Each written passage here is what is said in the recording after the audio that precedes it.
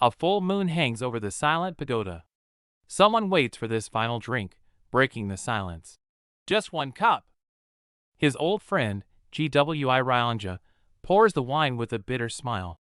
I waited decades for you, and you only want one cup? You have a cold heart. As the cup fills, GWI stares blankly. He remembers when they first met back when they were just high-spirited young men.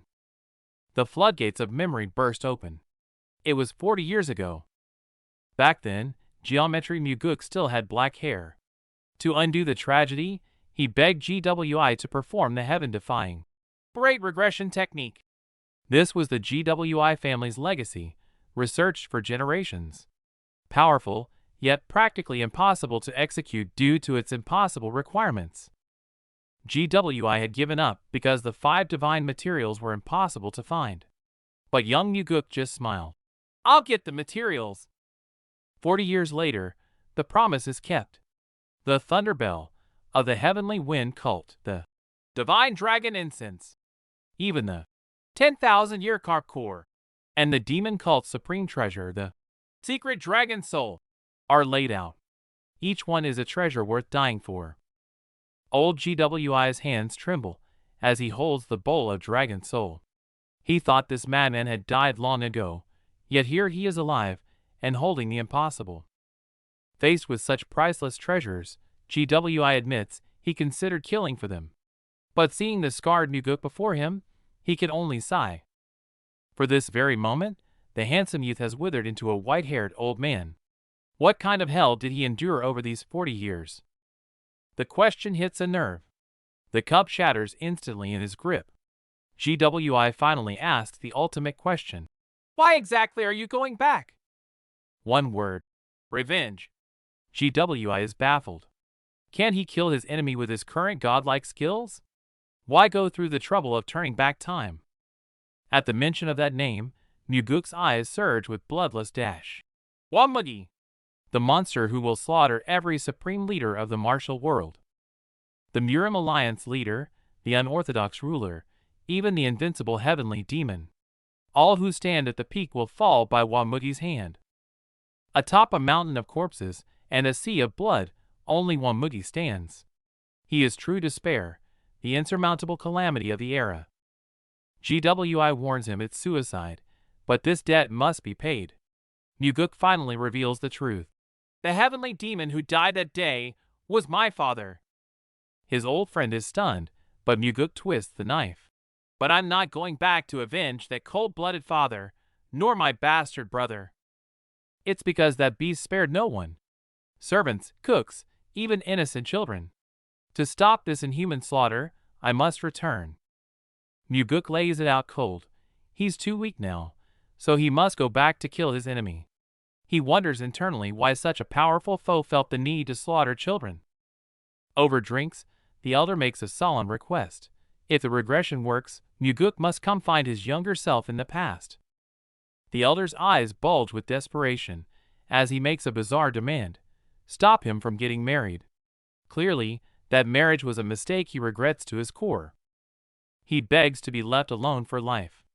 Seeing his friend's deep regret, Muguk makes a solemn promise to save him from that miserable future. Time for the ritual. They arrive at the site, and the elder brushes off his missing eye and arm small prices to pay for the secret demon soul.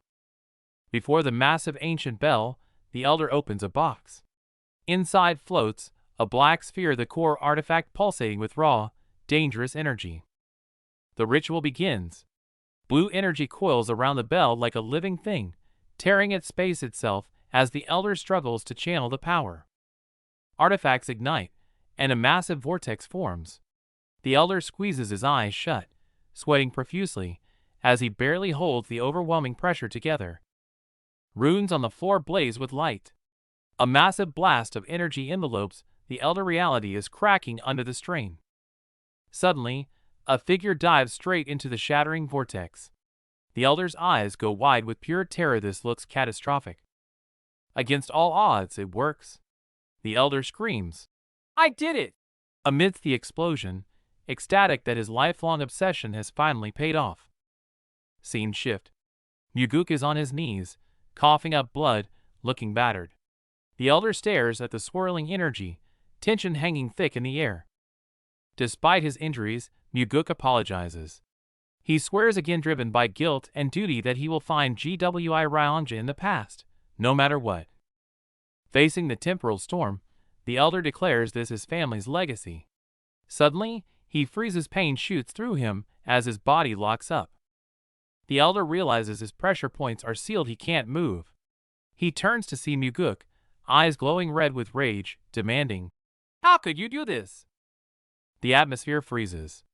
Muguk stares at the elder, conflicted and betrayed, unable to believe that his trusted ally would go this far for power. Muguk snaps. He lunges at the elder, striking him violently. He screams, "How could you?" while delivering heavy blows, fueled by raw anger. After the beating, the elder weeps, admitting he lost his mind. Muguk cools down, seeing the damage, and instantly regrets his violent outburst. Muguk sighs, admitting he's just as selfish in his quest for revenge. The elder stares in shock, finally understanding the burden his friend carries. Bathed in warm golden light, Muguk gently touches the elder's face. "Thanks for waiting," he whispers. All anger fades, replaced by deep gratitude and farewell. The final test is in combat. The old man breaks down, sobbing apologies, and Muguk, staring at his mentor and friend, feels his own tears break free. The moment he forgives, time freezes. Butterflies hang in midair as the old man wipes his tears and announces, "You have passed every test." At this moment, the old man transforms. Golden light explodes outward, radiating a divine pressure that no mortal can withstand. Cold sweat runs down Muguk's face as he asks who he really is. The old man just smiles. A mere mortal cannot comprehend the logic of the heavens. He points to the massive artifact, revealing the truth. The fuel for time travel wasn't the materials, but the desperate, lifelong struggle to gather them. Energy erupts. Forgiving GWI Ryanja, the man who both betrayed and aided him, was the final key to unlocking the great regression technique. With the test passed, Muguk demands to be sent back. But the old man pauses, asking one final question before the spell is cast. Muguk's answer is simple: kill the scum who deserve death and save the innocent. This time, he refuses to live as a mindless machine of vengeance. Memories flood back, and he screams in agony. "In my past life, I was a puppet of fate. This time, I will hold destiny in my own hands." Golden light swallows everything. Even the divine entity seems moved, eager to see what kind of chaos this man will carve out in a new life. At the very last second, the tone shifts. The old man screams desperately, "Don't forget your promise. You must stop my younger self from getting married." Muguk waves without looking back, leaving a simple, "Stay well," before stepping into the violent vortex of time. Massive energy tears space apart. His soul feels ripped from his body, leaving nothing but blinding white light and a deafening roar. Consciousness snaps back into focus. The sensation of being severed feels like jolting awake from a long, unending nightmare. The world spins. Visions of the sect crumbling and people dying flood his mind, the darkest nightmare of his past life. Muguk's eyes snap open, pupils dilating in shock. Heart pounding, he can't tell if he's in hell or reality. His vision clears. The ruins vanish, replaced by solid structures, yet a deafening roar still echoes in his ears. Not screams, cheers. The crowd roars with excitement. Muguk looks at his own hands, the realization hitting him hard. He really made it back. Smooth skin, youthful energy. He checks himself over. He's back in his prime, standing tall as a handsome young man. He looks up at the high platform where the powerful figures sit. The new demon selection, his revenge starts right here, right now. In his memories, his father always looked like this, sitting high on the dragon throne, watching the world crumble into ash with a cold gaze. Snapping back to reality, the suffocating pressure remains. The heavenly demon's sharp gaze sweeps over him, and young Muguk instantly tenses up. "Second young master, how long will you keep us waiting?" An impatient question rings out, but Muguk just smirks, looking completely unbothered. The red-haired brute stomps the ground, sending debris flying, and screams at the top of his lungs. "Stop stalling, let's fight!" Muguk lands lightly, robes fluttering. Looking at the fool eager to die, he finally confirms the exact timeline. Today is the day of the new demon selection war. This is the starting point of his absolute regression, to rewrite his destiny. Back then, his father dropped a bombshell. The successor wouldn't be limited to bloodline. The crowd instantly exploded into chaos and panic. Only the strongest rules? The ambitious went mad. To claim the title of new demon, sect members slaughtered each other in a frenzy. "Surrender while you can still breathe, huh?" Gu Pyongyo grins viciously, holding a blood-stained blade. Back then, Muguk could only stand there in silence. In his past life, he thought he was chosen because he was weak, a sacrificial pawn for his brother. But now, he realizes it might not be that simple. That day, the despicable Gu Pyongyo bribed the cook to poison his rice. He lost miserably and went to his father, only to be met with dead silence. His father's eyes seemed to say, "You fell for such a cheap trick?" The shame drove him mad, and he completely fell out of the race for succession. The dark waters of memory recede. Muguk's eyes turn cold as he looks up at the screaming brute. "Hey, what did you say your name was?" Gu Pyongyo's veins pop with rage. "You dare ignore me?" Muguk casually picks his ear. "Oh right, Gu Pyongyo was it? This guy is the Blood Sword Demon's disciple. No wonder he's so cocky." Muguk glances at the high platform his father is watching. The old man knew about the poison all along. It's a test to see how he survives without internal energy. Since he can't reveal his future techniques, he'll have to put on his show. He thrusts his fist into the air and swears loudly before the crowd. "To deal with trash like this, I don't even need to use internal energy." The crowd goes absolutely wild. Jaws drop, and others marvel at his arrogance. With one shout, he's completely taken control of the narrative. Provoked by the taunt, the blonde brute takes the bait, roaring that he'll fight without internal energy too, while the crowd boos at the prospect of a boring brawl. With a roar, the brute charges. Even without energy, his blade is deadly sharp, shattering the stone floor with raw physical power. Muguk grips his hilt, testing this young, unfamiliar body. Despite the killing intent rushing towards him, he refuses to draw his sword. Then he drops a cold insult. "For someone like you, I don't need a sword." The sheer contempt drives the brute into a frenzy. The brute leaps, his massive axe cleaving the air. He aims to chop off the young lord's arm, but Muguk stands perfectly still, calm amidst the chaos. Whoosh! Muguk vanishes. His young body is faster than he remembered, blinking instantly behind his opponent. With a dull thud, the arrogant giant is sent flying like a ragdoll, tumbling violently across the arena floor. Muguk lands, feeling the fierce thump-thump in his chest. A smirk forms on his lips. This is the rush of youth. The brute scrambles up, furious at the boy's mocking smile, but panic starts to set and he didn't even see that counter coming. Before he can recover, Muguk strikes again. The brute clutches his face in agony, helpless against the storm of blows. Muguk's eyes are cold and merciless. His fist is charged with a suffocating killing intent, honed from a lifetime of war. Bam! The fist connects squarely with the brute's face. Bone cracks, and blood sprays into the air alongside flying debris. Even as the foe falls, Muguk doesn't stop.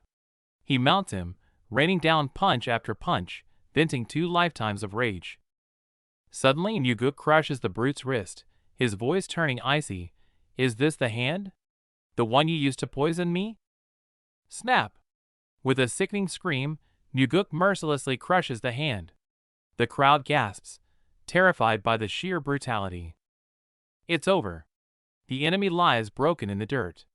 Muguk stands tall in the wind, and his revenge has only just begun. On the high throne, the heavenly demon raises a hand, silencing the arena. As promised, he grants the victor a single wish. Everyone holds their breath, expecting Muguk to ask for a legendary weapon or a secret manual, the fastest path to power. But Muguk looks straight at his cold father and speaks softly. "Father, I want to go hunting with you." For a moment, even the godlike heavenly demon freezes. This warm, unexpected request from his warrior son shakes him to the core. Negotiations are over. He rips off his shirt, revealing the dragon tattoo, while bodies litter the floor. With zero hesitation, he commands, "We leave at dawn." Inside, the room is trashed, a testament to the violence. Outside, he stands calm in the falling snow, staring into the distance as if the carnage behind him never happened. Scene shift. A muscle-bound prisoner screams threats while being dragged away. The lead looks at him with pure disgust. Wasting a wish on this? What an absolute idiot. Dawn breaks, painting the sky purple. He stares into the mirror, touching his youthful face. The aimless past is gone. This is his second chance, and he's not wasting it. His old, weathered self stares back from the reflection. Thoughts turn to his nemesis, Wamugi. Rage bubbles up. If he could just find him now, he'd end it, but the enemy is a ghost. That enemy is a monster. Asking around now would be suicide. He crosses his arms, forcing himself to be patient. It's too dangerous to act yet. He needs a plan. Must get stronger. He clenches his fist until his knuckles turn white. Suddenly, a familiar voice breaks his concentration. "Young master? Great training session today." He spins around, eyes widening. Standing there is a massive, muscular woman, Leon, his guard. She beams at him, completely unaware of the storm in his heart.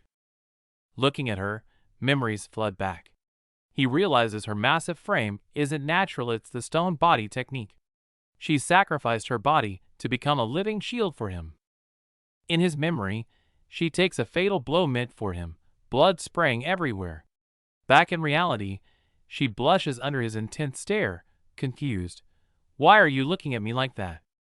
He covers his face, guilt crushing his chest. He took her for granted, like air necessary but ignored. He never realized her worth until she died for him. He lowers his hand and looks at her properly. She's huge, bigger than he remembered, but his gaze is now filled with profound tenderness instead of indifference. Leon blinks, her innocent face framed by twin buns. She has no clue what's going on in his head, just looking at him with pure, unwavering loyalty. No one knows the cruel truth. Everyone said she would have become the world's greatest beauty if she hadn't sacrificed everything to protect him. In another life, she stands among roses, radiant and slender. But that future was stolen. She traded her beauty for strength, becoming fat in the eyes of the world. She always smiles like nothing bothers her. But deep down, she wept alone, hating her changing body, while he remained completely oblivious to her pain. She gave up everything to sit by his side, smiling over a simple meal. And how did he repay her? With coldness and neglect. What a scumbag he was. He snaps out of the past. His eyes lock onto hers with burning intensity. "Leon, I promise you one thing. I will cure the side effects of your technique." He quickly masks his emotions. "I'm fine." "Really?" Leon tilts her head, concern etched on her face. "You're acting really weird today, young master." He doesn't explain. Instead, he grips his sword, a dangerous smirk forming on his lips. "Come on. I'll show you something even stranger. Let's go cause some chaos." Night falls. Wuji and his guard Leon corner the servants, freezing the air with tension. Wuji stares down the head chef. "Why did you do it?" The old man feigns ignorance. Wuji names the specific poison. The panic-stricken chef instantly throws a young servant under the bus, blaming gambling debts. The chef begs for mercy. Wuji ignores the noise, asking cold-bloodedly, "Did Gu Pyongyo hand you the money personally?" The moment the old man admits it, Wuji strikes. A lethal lunge, blood spraying everywhere. Wuji looks at the screaming staff with pure disgust. A chef poisoning food, the ultimate betrayal of their craft. Head chef Lim kneels in the blood, gritting his teeth and taking full responsibility to stop the slaughter. A red-haired girl snaps, screaming about her father's guilt. Chef Lim shuts her down instantly to protect her. Wuji cuts through the drama. Bored with the theatrics, he orders, "Stop babbling and make me some chicken noodles." The chef is stunned. Walking away, Leon is confused. "My lord, didn't you just eat noodles a few days ago?" Wuji glances back, eyes heavy with nostalgia. To her, it's been days. To him, it's been 40 years. Dawn breaks with snow. Wuji, fully geared up, stands before the majestic heavenly demon pavilion. His father, the heavenly demon, frowns at the heavy gear. "Why the junk?" Wuji replies calmly, "Survival necessities." The heavenly demon sneers, "I planned for one day." Wuji fires back, "That's a naive dream you have there." Father and son step into the snowy mountains. The peaks loom vast and dangerous. The real trial begins. Deep in the forest, the heavenly demon speaks, "You're better than I thought." Wuji tenses. Did he notice the hidden power? Wuji confesses, "I was hiding my skills." The heavenly demon doesn't even turn around. "I noticed." The father smiles dangerously. "True beasts hide their claws. You are still just a cat." Blue energy erupts from the heavenly demon. He interrogates, "So, how much of the crescent moon sword art have you mastered?" Muguk unleashes a massive blast of energy, the orange sword aura exploding through the snowy forest. "I've mastered it completely," he declares with absolute confidence. Carrying a massive rock, Muguk complains, "If I hadn't dodged, my face would be gone." "Did you even care?" The heavenly demon just replies coldly from above, "But you did master it." "My face looks like yours. A scar wouldn't suit it," Muguk jokes nervously. The father stays silent. Muguk breaks into a cold sweat, thinking, "Did I say too much?" Unexpectedly, the heavenly demon speaks up, "To master this at your age, you deserve praise." Muguk is stunned by the rare compliment. They walk through the quiet forest, father leading, son following. The tension fades into a rare, peaceful silence between them as sunlight filters through the trees. While resting, Muguk asks, "How did you learn to hunt?" The heavenly demon kneels, lost in memory, and whispers a quiet thank you before opening up. "With my older brother," the father admits. "I had an uncle?" Muguk asks. "He's dead. I killed him when I was your age."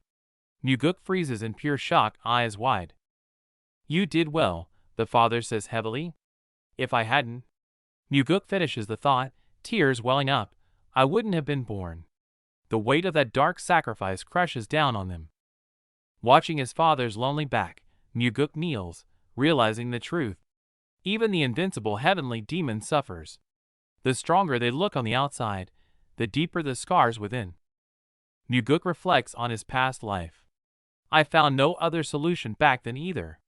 His father, too, saw no way to win without killing his own brother. He clenches his fist, energy sparking around it. "Don't expect me to follow that path," he vows with determination. "I won't do what you did." Muguk's eyes turn cold as he thinks of his own brother, the blood demon. "I won't hesitate," he thinks, "because my brother is pure evil and deserves no mercy." Back in the reality, the forest air turns heavy again. The heavenly demon stares ahead sternly, sensing something, while Muguk waits in silence. The heavenly demon suddenly sneers, talking trash when he's not around. "Huh?" He senses an unwanted presence nearby. Chapter 4 begins. They race up the sheer cliffs. The father moves effortlessly, while Muguk grits his teeth, pushing his body to the limit to keep up. A sudden blast sends debris flying. In the swirling snow, Muguk's face tightens, the heavy conversation weighing on his mind. Staring at the snowy peaks, Muguk reflects. "I never married, never had kids. So I wonder, who was I really?" Suddenly, the heavenly demon charges. "Is something there?" Muguk shouts.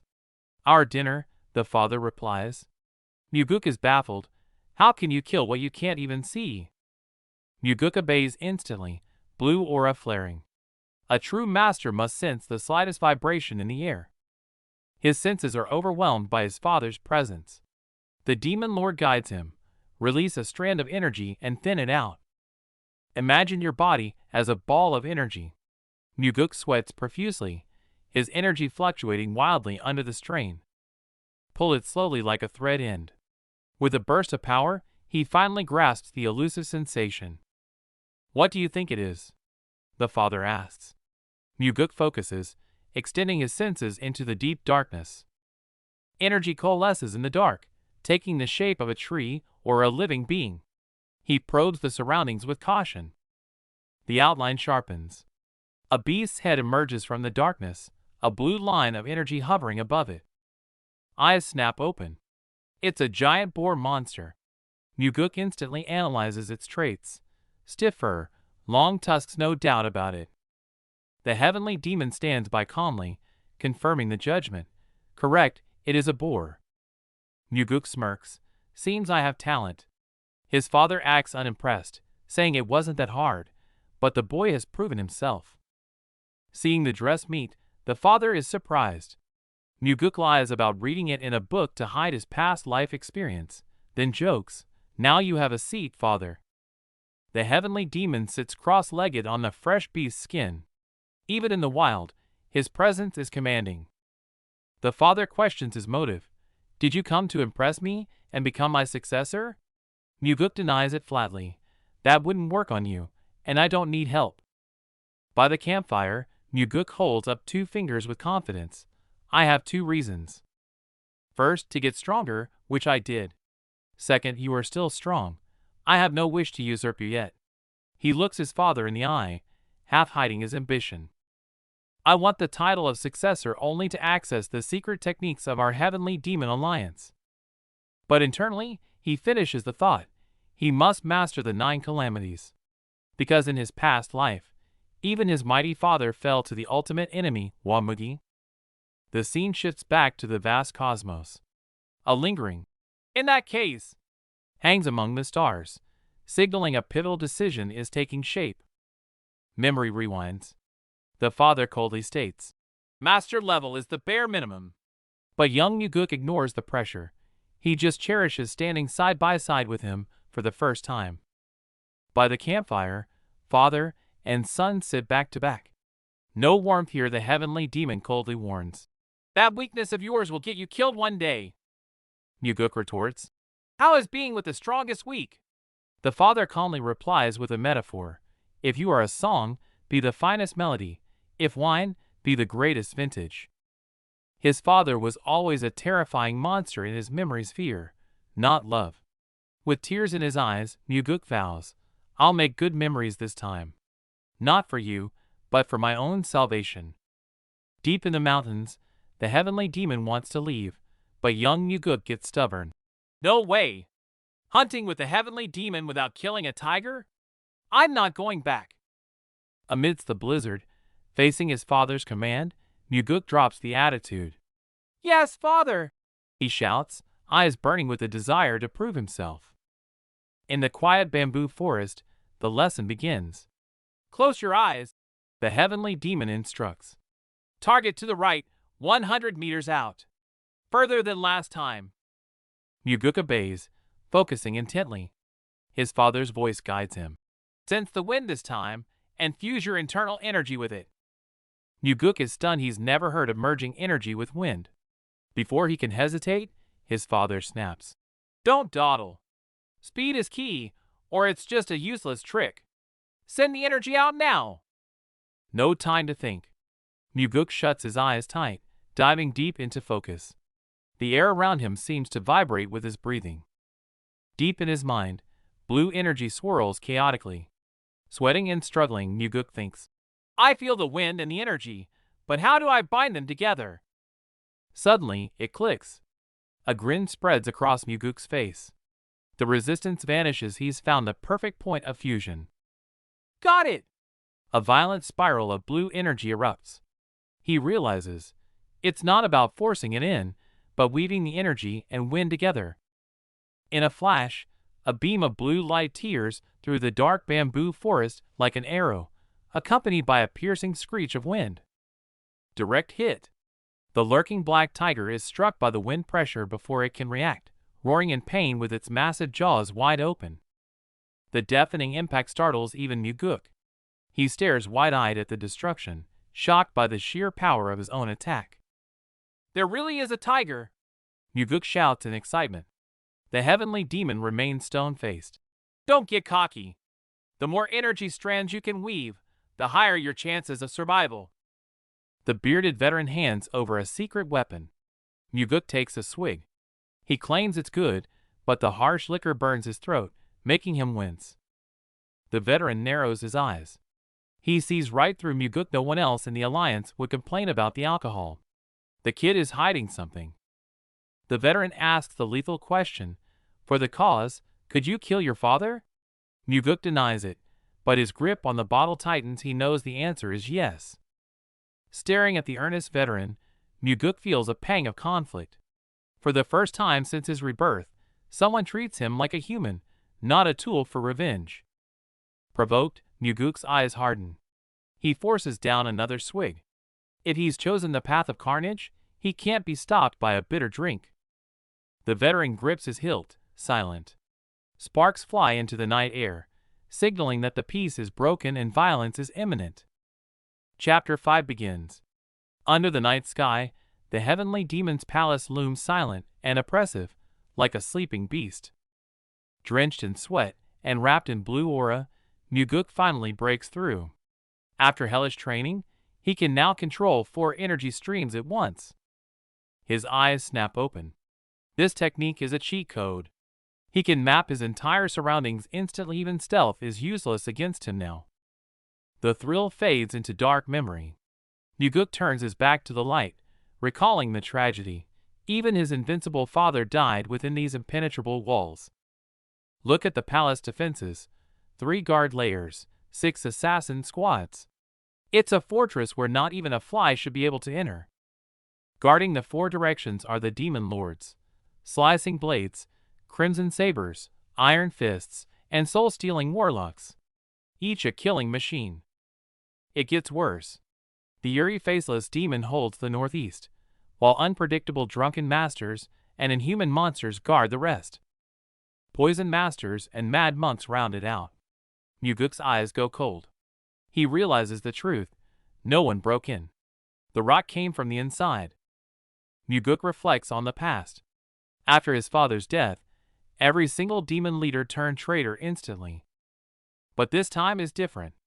Returning with memories of the future, he knows exactly how they lived and how they will die. He's deep in training, plotting his comeback, when a mocking voice interrupts the silence. Hey, piggy. Leon tries to hold the line, but gets knocked to the ground. Muguk steps out just in time to see his guard fall. He ignores the intruders for a second, scolding Leon for getting hurt. Under the harsh words, he's furious. He looks up to find the source of the trouble. Pyong, disciple of the Blood Heaven Sword Demon, looking down with disdain. A crowd gathers. To them, the title son of the heavenly demon means nothing anymore. They think he's weak prey. Pyong demands justice for his crippled junior. Muguk scoffs. So what? Do I look like his babysitter? The bald brute screams, veins popping, demanding an official apology. Muguk just stares back, amused. Muguk sees right through it.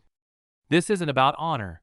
Pyong just wants to humiliate him to score points with his master. While the brute keeps rambling, Muguk cuts him off cold. Enough. You're the one who needs to apologize.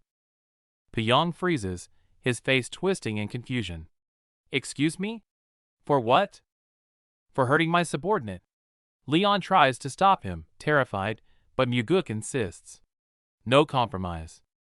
Leon's eyes go wide with terror. She knows this demand is practically a declaration of war. Muguk demands he kneel. Pyong laughs in disbelief, pointing at Leon. You want me to kneel to this ugly freak? That was the last straw. Muguk sighs, his voice dripping with contempt. Still barking, are we? The bald giant snaps, screaming he'd rather die than kneel. Wuji smirks, his eyes cold as ice. Die! As you wish. His hand locks onto the hilt, fingers tightening. The air freezes instantly. This isn't a bluff. He's ready to kill. Thinking Wuji is crazy, the bald guy issues an ultimatum. Kneel or fight. But remember, your master won't forgive a coward. Come for me, fine. Wuji finally speaks, calm but deadly. But I will never let you insult my people.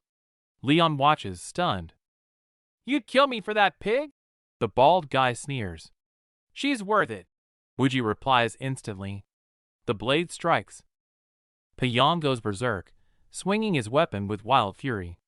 The sheer brute force threatens to tear the air apart. The crowd screams for him to stop, but Pyong is deaf with bloodlust.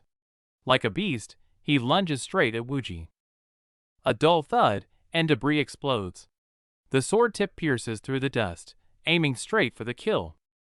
I'll take your arm. The giant leaps, slashing down. Wuji stands his ground, not even blinking. Boom! The massive impact sends a body flying, smashing into the pillar with bone-shattering force.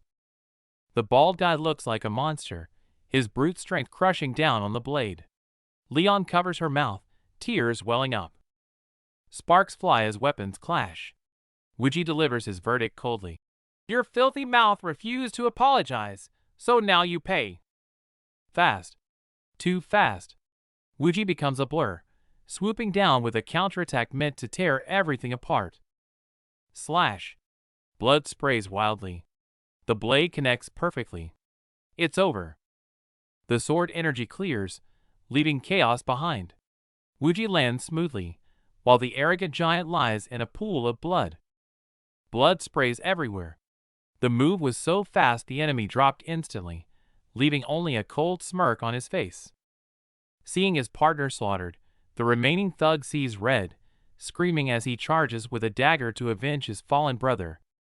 The muscle-bound thug tries to threaten him with consequences, but chokes on his words under Muguk's deathly cold stare. Instead of killing them, he delivers a chilling message. The sheer pressure sends the two goons scrambling away in terror. The scene softens. Seeing Leon's surprised face and teary eyes, Muguk's stone-cold heart finally cracks. Leon acts tough, claiming she killed for justice, not him, but her voice trembles as she mentions a terrifying name, the Blood Heaven Sword Demon. Surveying the wreckage, Muguk knows exactly who they provoked. A master even his father, the heavenly demon, would hesitate to cross. Since the line is crossed, there's no turning back. Muguk admits without regret, he crippled one disciple and slaughtered the other. While Leon panics, Muguk smiles, like a gambler, betting that the old monster cares more about profit than avenging a disciple. Memories flood back. Seeing how Leon used to rely on him so completely, a long-forgotten warmth wraps around his heart. The tenderness vanishes, replaced by burning ambition. This risky move isn't just about defense. It's a calculated strike to win ground in the succession war. The silly girl thanks him with a smile so bright it hurts. Muguk stays silent, the weight of his schemes heavy on his conscience. He plays the cool master, telling her to be grateful, but the moment he turns his back, he can't help but smile. Looking at that carefree face, Muguk silently vows that in this second life, he will never let blood stain that smile again. Under the high full moon, sitting alone in the pond, the humiliation of his past life, the sect's destruction, and his pathetic escape crashes over him. Those days were so hopeless he wanted to die. If not for revenge, if not for finding that defying regression technique, he would be nothing but dry bones. Phantoms of the past rise from the fire. The image of that red-haired boy overlaps with present hatred. Tears evaporate, leaving only steel-hard resolve. Finally, the terrifying figure from his memories descends with earth-shattering force. As the giant sword swings down, the legendary Blood Heaven Sword Demon bares his fangs. Berserk energy explodes instantly. With eyes glowing crimson like a demon from hell, this battle is destined to shake the heavens and the earth. Sweat drips down Jian Wuji's face as sparks fly. He realizes with a jolt, the enemy is too fast, and his current body might not be able to dodge in time. His mind knows the moves, but his body fails him. Drained of energy, Wuji collapses onto a rock, helpless as the white-haired elder's blade looms over him. The murderous tension breaks, and they sit side by side. Wuji coldly asks why, only to get a mocking reply, because the guy acted like a complete idiot. Wuji doesn't flinch, invoking his title as the heavenly demon's son. The elder smirks, then stomps the ground hard. The truce is over, violence is back on the menu. The elder issues a chilling threat. If I chop off your head and show your father, would he even care? Wuji doesn't blink, his gaze cold as ice. Can you really swing that sword when you picture my father's terrifying eyes? The words hit home. The elder freezes, sweating profusely, his confidence shattered by fear. The ground splits open with a deafening blast. Wuji points to the massive fissure, arrogantly declaring the lion's share for himself, leaving only scraps for the elder. Dust settles in the moonlight. Wuji looks down, his voice low but firm. I am his son, after all. I have to carry at least this much weight. The tables have turned. Wuji towers over the defeated elder with a devilish grin. Let's test it. If I bring your head back to him, do you think he'll kill me?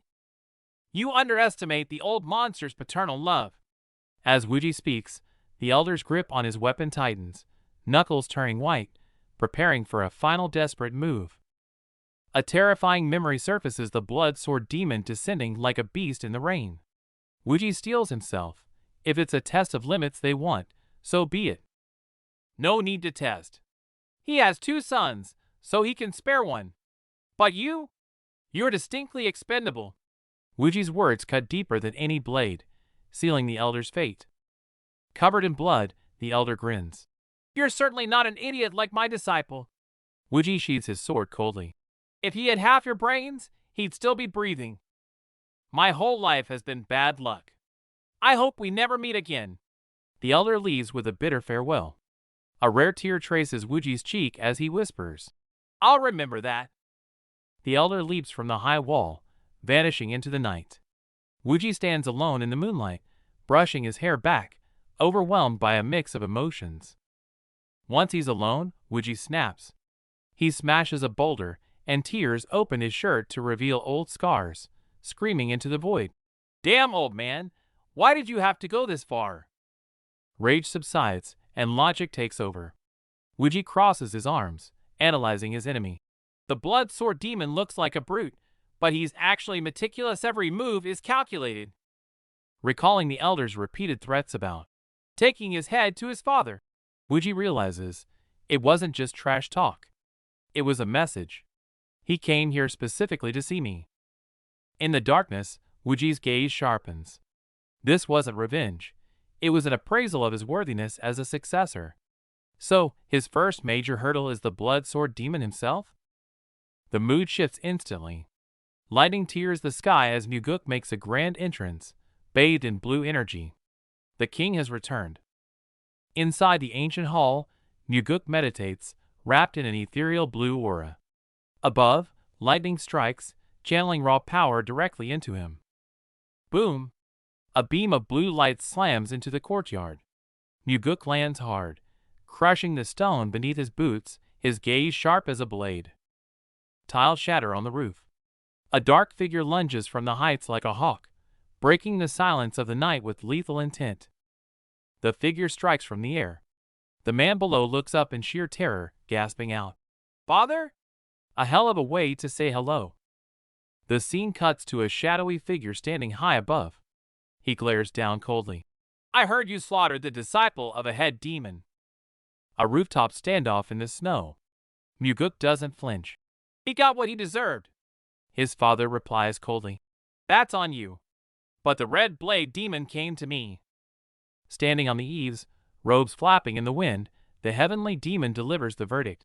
He demands that you be punished. Muguk's eyes narrow. He sees right through it. This isn't just revenge.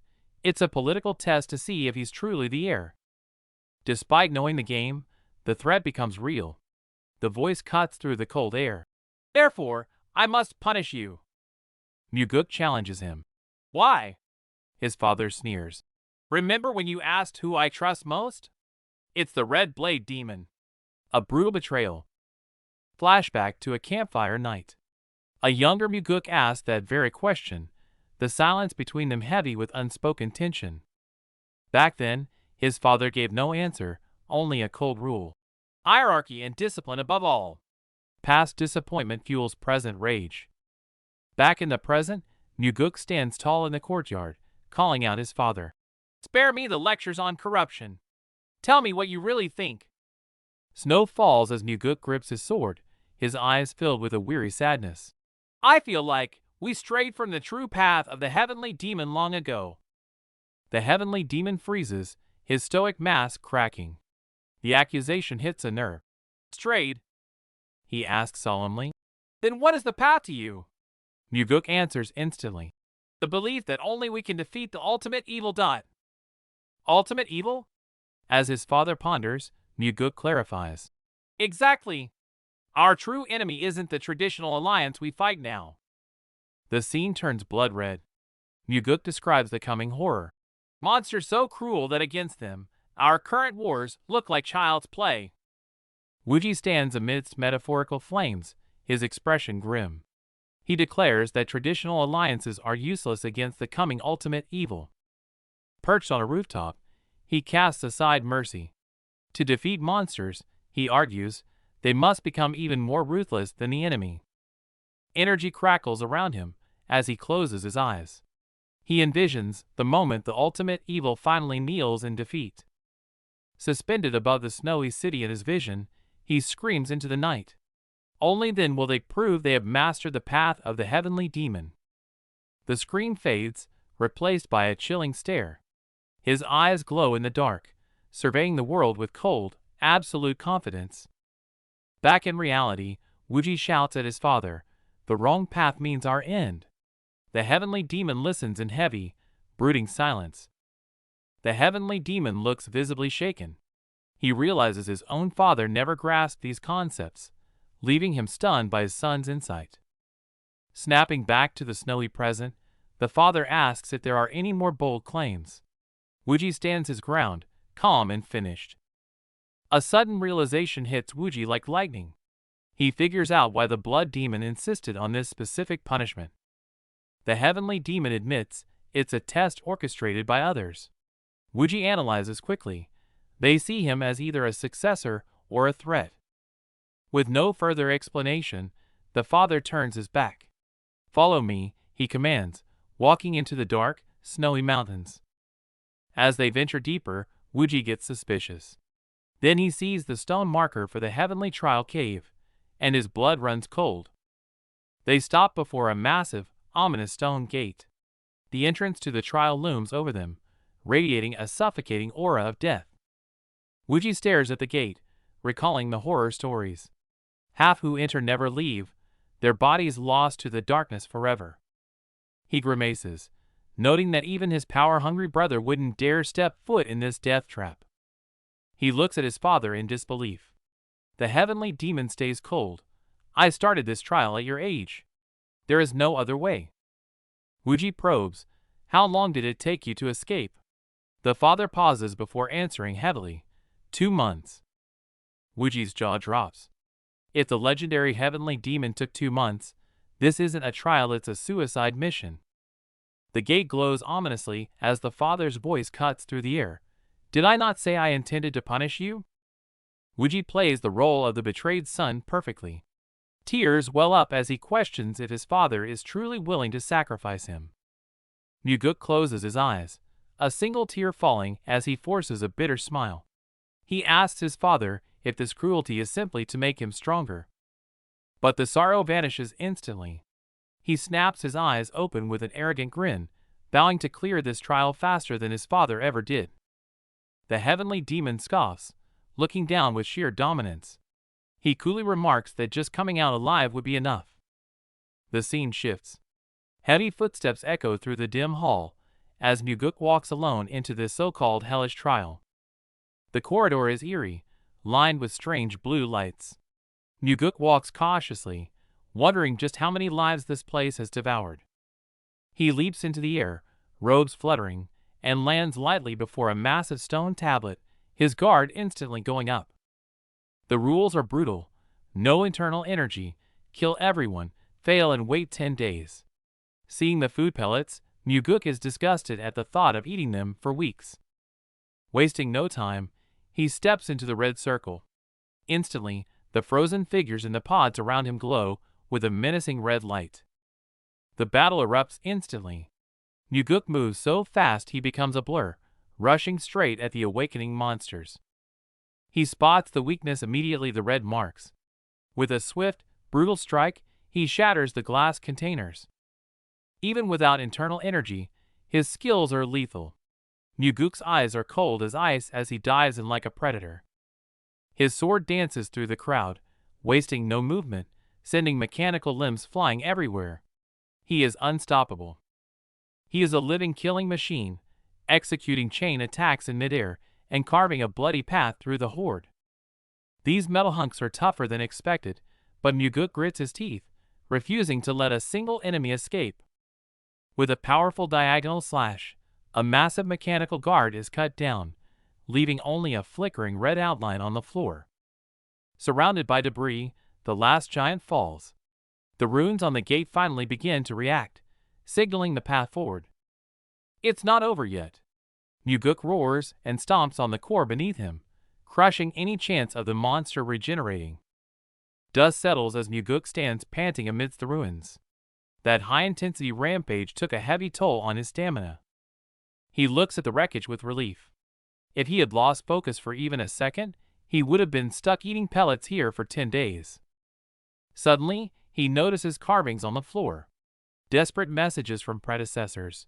Success on the 9th try, no way out. This is the true hell. Muguk stares at the markings in the dim chamber, eyes widening in shock at his father's handwriting. He sneers at the insults to his ancestors, but his expression hardens as he faces a wall of ancient weapons. The vast array of weapons isn't just for show. He analyzes them closely, sensing a deeper purpose. The rules are simple. Split the boulder in 2 hours. He's allowed to use aura, but it feels like a trap. He steps into the red circle, facing a small metal sphere. Time to get this over with. 2 hours for a single sphere? That's suspiciously generous. There must be a catch. He strikes. Sparks fly, but a simple slash doesn't even leave a scratch. Fine, brute force it is. He unleashes his enhanced sword aura to split it open. He pauses. Passing the trial with brute force feels too easy, something isn't right. He stares at the sphere, wondering how others passed. Did they just hack away at it? He recalls past challengers. Wait, heat. Enhanced aura generates heat, which might be the key to failure. The rules say he can use aura, not that he must. It's a trap hidden in the wording. Using aura ensures failure. Realizing the trick, he attacks with raw physical force. It's useless. Even raw force fails. Time is running out, and panic starts to set in.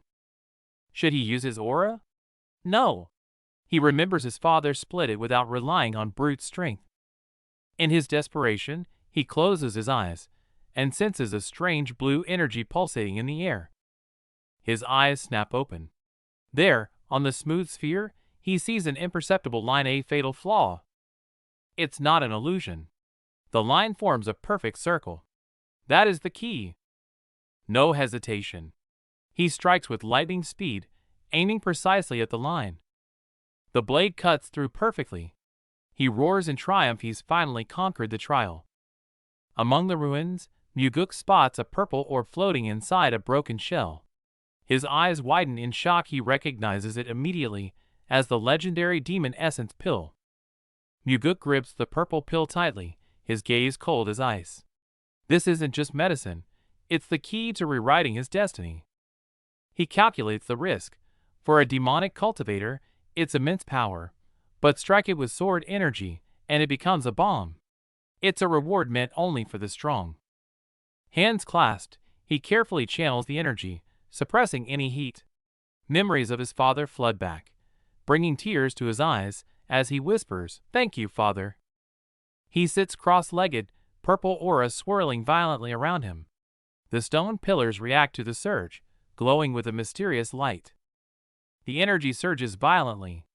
Purple sparks crackle around his closed eyes as he becomes a vortex of raw power ready to erupt. With a deafening boom, purple light explodes like a nebula, levitating his weapon. Muguk snaps his eyes open, his gaze piercing and renewed. Violent purple energy spirals around him, yet he remains immovable. His eyes show no wavering, only the absolute calm of total control. The aura shifts to a brilliant blue. Muguk clenches his fists, a confident smirk appearing. Finally, true power flows through this body. Just as he gains power, a new trial begins. The stone tablet displays a cold rule: differentiate life and death. Fail, and wait 5 days to retry. Differentiate life and death? Muguk strokes his chin, staring at the red circle, pondering the nature of this bizarre trial. He steps into the circle, and a display case rises revealing 4 plants, 2 thriving, 2 withered. His eyes narrow. He understands the test now. So, I must distinguish medicine from poison. Muguk smirks internally, his doubt vanishing, replaced by absolute confidence. In his past life, he traveled the world and braved deep waters to find herbs for GWI Ryanja. When it comes to identifying poisons, he's a master. This is child's play. He reaches out calmly, certain of one fact: among these samples, only one is not a deadly poison. Without hesitation, he grabs the fresh green herb. The stone pedestal reacts instantly, rumbling as the mechanism activates. It's not over.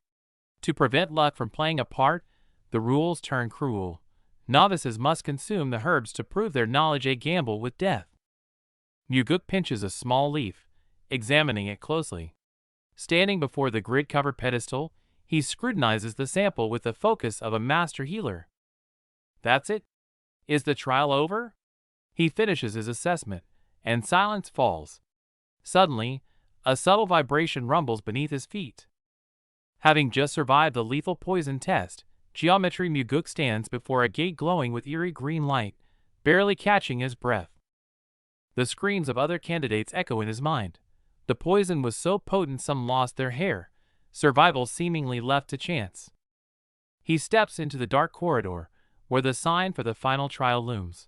The illusionary trap of life and death, a place he dreads. The rules on the wall reek of blood: enter the red circle, and if you die in the illusion, you die in reality. Trauma from his past life floods back. Remembering the despair, he once swore to kill the creator of this trap if he survived. Fear lasts only a second as he recalls the hint: never rest. It might be his only lifeline. Space around him warps violently. He realizes the clues weren't just advice, but iron rules for survival in this hell. His vision snaps. The dark stone chamber vanishes instantly, replaced by a barren, sandy wasteland. Rough sand scrapes his cheek, a lizard scurries by. The sensory details are so real it makes his skin crawl. Muguk touches his face, trembling. The pain and suffocation feel terrifyingly real.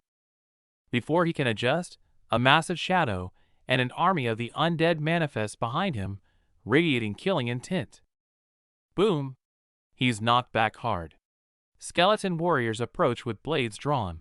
Though fake, the pressure of death is genuine. A tide of rotting corpses surges forward, their malicious intent to tear him apart stinging his very skin. Facing certain death, a crazy smirk curls Muguk's lips. If the danger is real, then it's the perfect training ground. Cold steel flashes.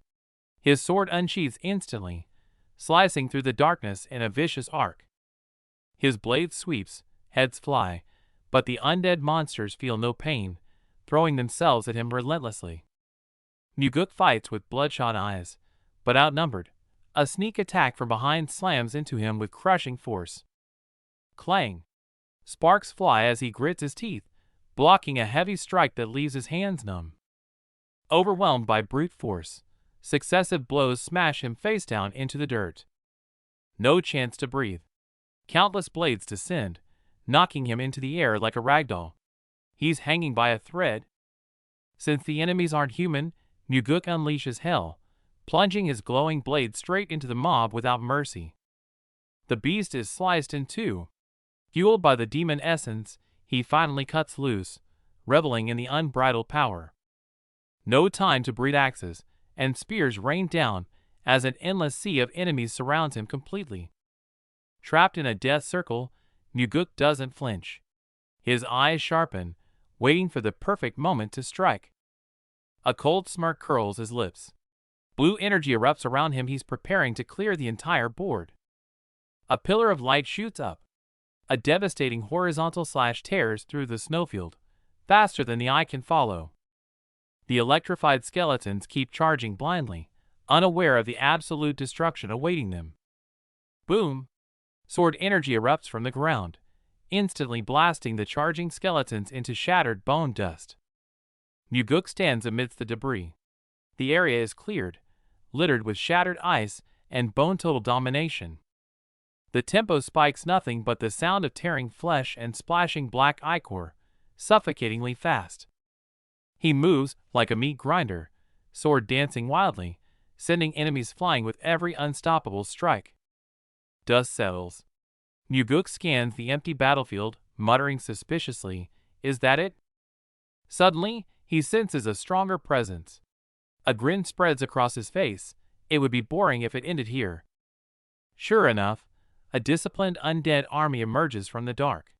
The pressure is on a whole new level compared to the fodder before.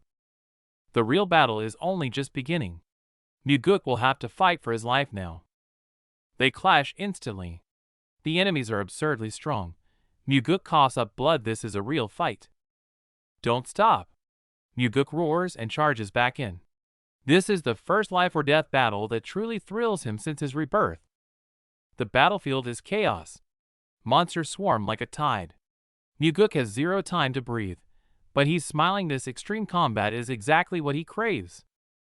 The feeling is back. With past experience fueling his young body, he's returning to peak form. He crushes a commander and sweeps the field with sword energy. He doesn't dodge, he charges right into the blade storm. Deflecting everything with lightning speed, he slashes straight through the giant muscle monster. Right now! As the monster screams in agony, his strike shatters their defense. The battle is decided. The massive sky structure crumbles, and the monsters fall. The battle was earth-shattering, but finally, the threat is cleared. Dust settles, leaving only heavy breathing. Even for him, his hand trembles on the hilt. He's at his physical limit. Is it over? Shirtless and battered, he walks out of the ruins. Finally, the voice confirms it. The 100-day hell training is complete. Sweat drips down his face, but his eyes turn cold. Instead of celebrating, he's already worrying about the implications. Truth is, he did in one day what took his father 2 months. But that's too dangerous, revealing it would bring suspicion, not praise. His gaze sharpens as he makes a decision. He must hide his true progress. Revealing his full power now is a mistake. So he stayed in the cave intentionally, waiting until exactly 100 days had passed before approaching the Grand Palace. In the Great Hall sits the man himself, the heavenly demon, his father. The pressure is suffocating. Didn't break my record, did you? His father asks. Muguk replies calmly, but I cut the stone sphere, and I never hesitated in the illusion. Suddenly Muguk's eyes widen in shock. Did he see that right? Did the ruthless heavenly demon just smile? You're sharp. Like father, like son. As they banter, a rare warmth fills the usually cold air between them. Looking at his father, realization hits Muguk. He sacrifices everything for the sect, but that doesn't mean he takes joy in losing his sons. A bearded strategist steps forward. He is the heavenly demon's absolute confidant and head strategist Sima Myung. Strategist Sima Myung turns his back, dropping a bombshell about discussing alliance matters. Wuji freezes. Why discuss top-level secrets with him? It's an order from the heavenly demon himself. Sima cuts to the chase. An anonymous tip claims corruption in the First Legion territory controlled by the Blood Heaven Sword Demon's brother. Dark clouds gather over the palace, heavy with omen. This mission screams internal war. It's going to get bloody. Seema's expression darkens. The last investigator was murdered. He locks eyes with Wuji and drops the hammer. This time, you handle it personally. Wuji's gaze turns ice cold. He knows exactly how this works. The guilty will kill anyone to bury their secrets. Being the demon's son won't save him. He could die. Glancing at the throne, Wuji realizes this is another life or death test from his cold-blooded father. Seema taunts him, asking about his grand ambitions. Wuji smirks, arrogance in full display. Talk to me when I'm the heavenly demon. Asked if he's scared, Wuji shrugs with a dangerous glint in his eyes. Since you put it that way, I'm in. Seema stares him down, brow furrowed, trying to read the young man. The silence is heavy, charged with unspoken tension. Whatever his father is plotting, Wuji resolves to crush this test. He turns to leave, then pauses. Something just crossed his mind. With death looming, he cracks a dark joke. Since I might die, how about a drink? Talk about nerves of steel. Cup in hand, Wuji teases that the strategist is actually worried. Seema stiffens, denying it instantly. I wouldn't go that far. Outside, a man named Seo Daryong introduces himself as the investigator. He's polite, but looks wound up tight. Wuji crosses his arms, scanning his new partner with a cold stare. Daryong wilts under the pressure, unable to meet his gaze. Wuji brushes his hair back, casually asking if Daryong is some kind of snack. The poor investigator's eyes bug out. He's completely out of his depth. Wuji strides off without waiting. Daryong scrambles to follow, clutching his papers, totally confused. We're leaving already? Daryong rattles off the stats. Go Dang, brother of the Blood Heaven Sword Demon, an elite commander for 8 years. Hearing this, Wuji dead stops. Muguk freezes mid-step, his boot hovering over the stone. He stands under the eaves with a heavy, contemplative look, burdened by unseen thoughts. He turns to the timid investigator, Seo Daryong, with a mocking sneer, asking if he's actually up for this. Daryong, despite his nerves, answers firmly, I am. Muguk stares him down with icy eyes, delivering a harsh dose of reality. It won't change anything anyway. Daryong insists on systemic change. Muguk steps closer, asking if he's afraid, but the bookworm grits his teeth and replies, Not at all. Muguk lets out a scornful scoff. Is that so? But do you know that the previous investigator... He trails off, his tone dripping with menace. Was murdered? The air grows heavy. That man was Daryong's mentor who taught him everything. This isn't just a job, it's personal vengeance. The weight of those words hangs in the air. Silence takes over, thick with suppressed grief and the tension of a storm about to break. Daryong takes a deep breath, wiping the hesitation from his eyes. His grim expression says he's ready to put his life on the line. Resolve hardened, the story moves forward. They officially step into the danger zone, ready to face whatever comes next. At the First Legion's gate, Daryong straightens his back and demands to see the commander, while Muguk trails behind, cool and detached. The guards aren't impressed. One sneers, mocking Daryong to his face. Special investigator? You don't look very special to me. No entry without permission. Daryong flashes the official warrant, trying to pull rank. The guards just stall, claiming they need to. Report to superiors, clearly blocking his path. The argument heats up. The guard drops the pretense, barking that their rules rule here. Daryong sweats, realizing his title means nothing to these thugs. Cornered by the hulking guards, Daryong shouts, Do you know who I am? Muguk, watching from the back, coldly mutters, Oh, they know. Boom. The ground erupts. Muguk skips the talking and unleashes his power, leaving the arrogant guards stunned and choking in the dust. Before they can react, Muguk crushes them under massive rocks. He commands them to lead the way, while Daryong stares in pure shock.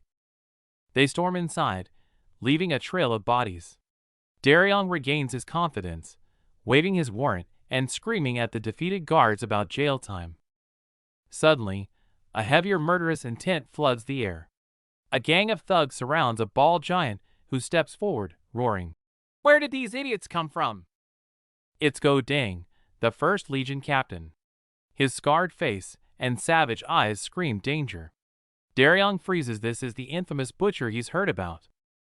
Daryong tries to stand his ground, warning them with his official title. Go Dang just looks at him like he's a joke, scoffing. Arrest us? I'd like to see you try. The bald giant roars with laughter, mocking the ant before him, but Jian Wuji just chuckles back, his eyes dancing with amusement. Feigning familiarity, the giant extends a massive hand, planning to crush the young man's bones under the guise of a greeting. But the moment they touch, a sickening crunch echoes. The giant's sneer twists into pure horror as his own hand is crushed effortlessly. Jian Wuji stares down coldly at the agony before him. Think being a noble protects you? One more word, and you lose that hand forever. Dropping a lethal threat about spilled guts, Wuji turns and walks away casually, leaving the guards frozen in terror by his killing intent. On the stairs, his timid partner trembles. Why did he let us pass? Wuji flashes a devilish grin. Because I crushed his hand bones during the handshake. The brutal display worked. The guide, terrified and trembling, points toward the looming tower. The commander's office is on the 7th floor. Another row of armed guards blocks the corridor. While Co. Daryong sweats buckets in fear, Wuji just sighs with annoyance. Facing the blockade, Wuji flashes the stamped warrant. Blocking me is blocking the cult leader. Do you have enough heads to roll? Seeing their hesitation, Wuji thrusts the document forward. You can look down on me, but dare you underestimate the authority behind this paper? The cult leader's name works like magic. The guards bow and step aside, finally letting the terrified Daryong catch his breath. On the high seat, the white-haired elder waits with a fake smile. He apologizes for his rude subordinates, but his eyes gleam with cunning. Wuji remains calm on the surface, but alarms ring in his mind. This old man looks normal, yet a terrifying, unfathomable power surges within him. Facing the elder's lecture that ignorance is bliss, Wuji retorts sharply, "That's ancient history. In this era, only the smart are brave enough." The old fox plays the "I'm old" card, but Wuji presses on, targeting the sensitive topic of power. How did you end up here? Were you punished? Wuji suddenly drops a bait. We're here because of a small mistake too. The elder's calm facade cracks instantly, eyes widening in shock. The elder fishes for info about the anonymous letter. Before Wuji can dodge, his panicked partner Daryong blurts out, "Yes, it was the anonymous letter." Confirmed, the elder switches to victim mode, sighing about being slandered. Wuji watches the performance with a cold, hollow smile. I thought we were close.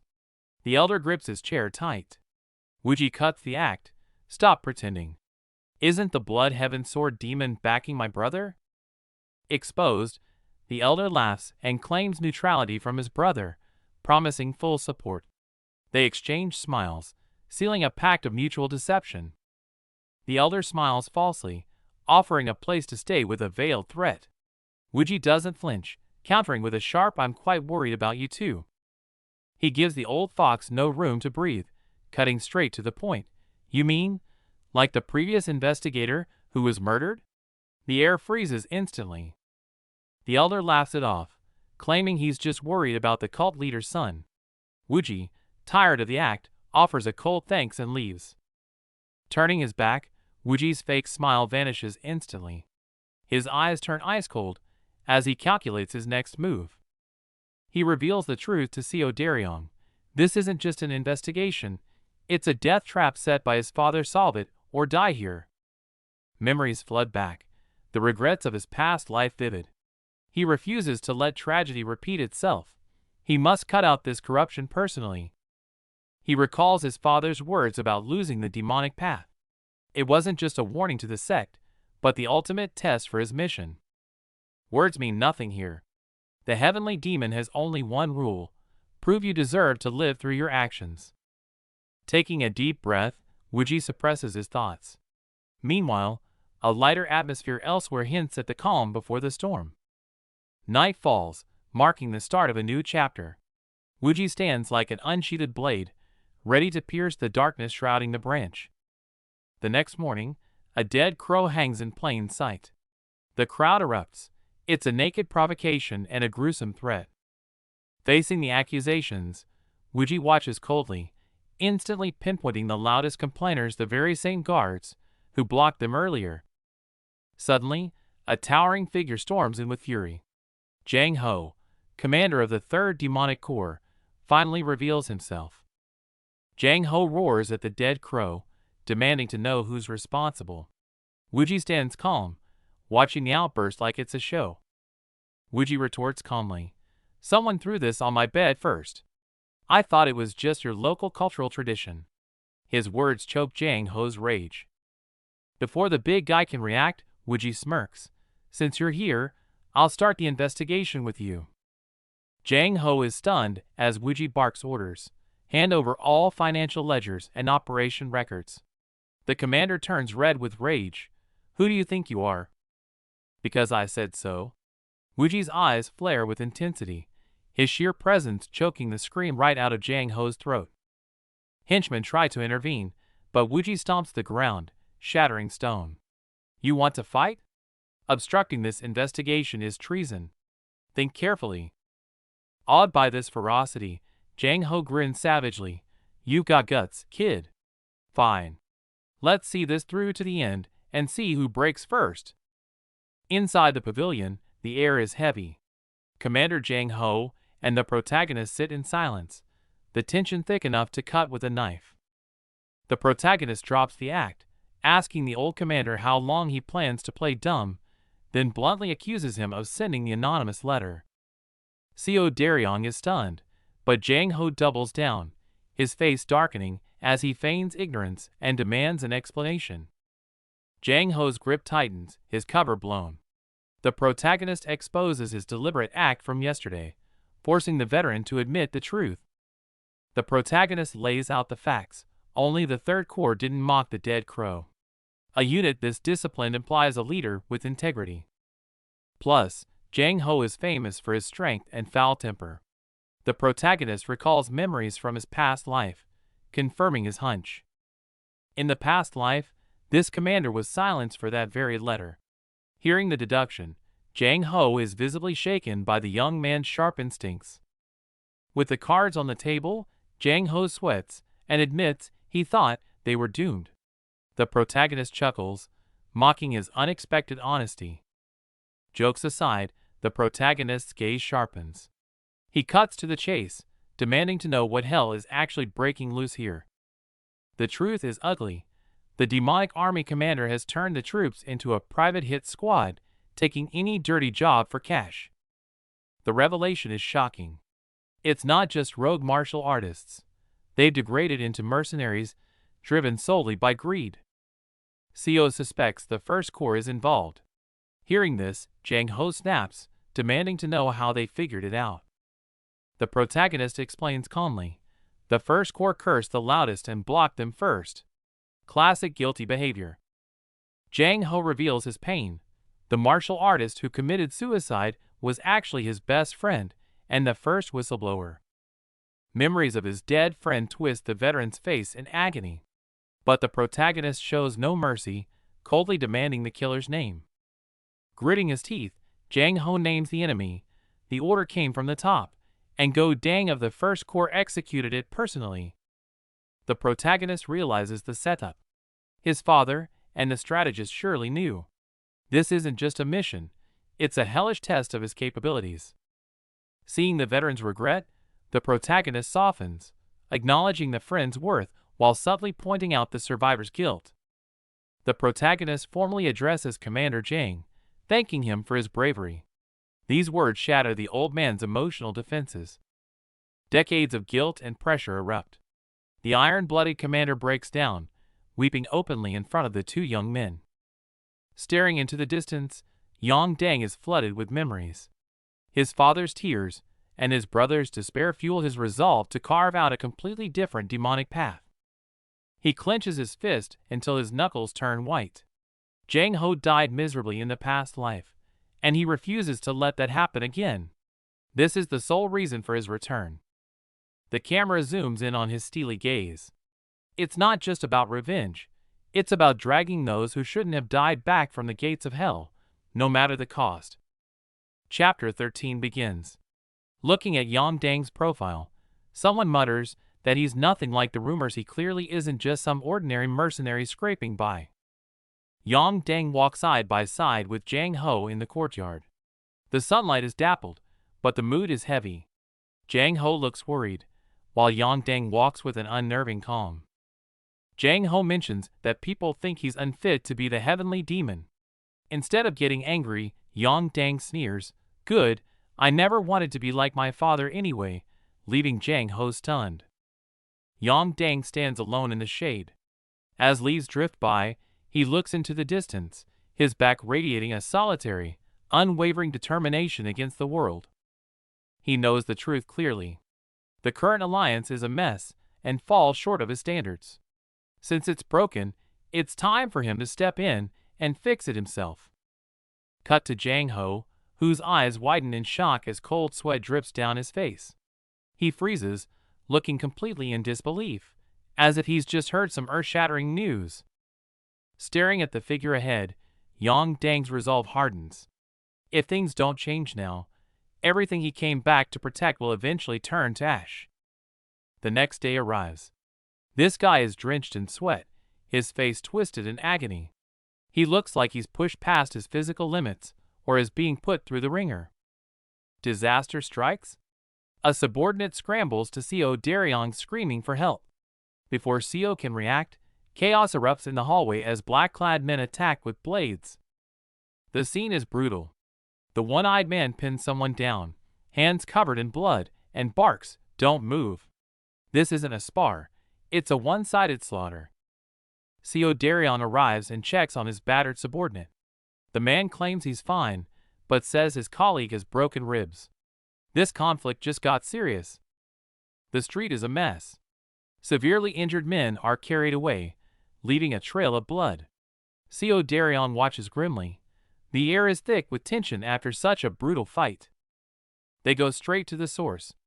The bald elder, Go Dang, stands there with his thick gold chain and arrogant face. Even when questioned, he just plays dumb. The excuse is ridiculous. The bald thug claims he beat the man half to death just because he bumped into him without apologizing? The arrogance is off the charts. Yang Dang calls his bluff, sure the old man struck first. Go Dang drops the act, sneering an admission and taunting, "It's your noose," clearly provoking him. Hearing this, Yang Dang's eyes go ice cold. The background seems to freeze as he stares him down, likely signing the old fool's death warrant in his mind. The elder interrogates the dark-haired officer about murdered allies, but he plays innocent, blaming it on a bar fight. The bald brute smirks arrogantly, complaining that no one respects the army anymore. The mood flips. The officer drops a death threat, leaving the bald man sweating bullets, visualizing his own demise. Scene shifts to bodies on the floor. A brutal cleanup just happened, and the air reeks of violence. Muguk mocks the bald commander, calling him an idiot stuck in a loop, oblivious to his impending doom. One step forward, and the sheer pressure makes the henchman freeze in terror.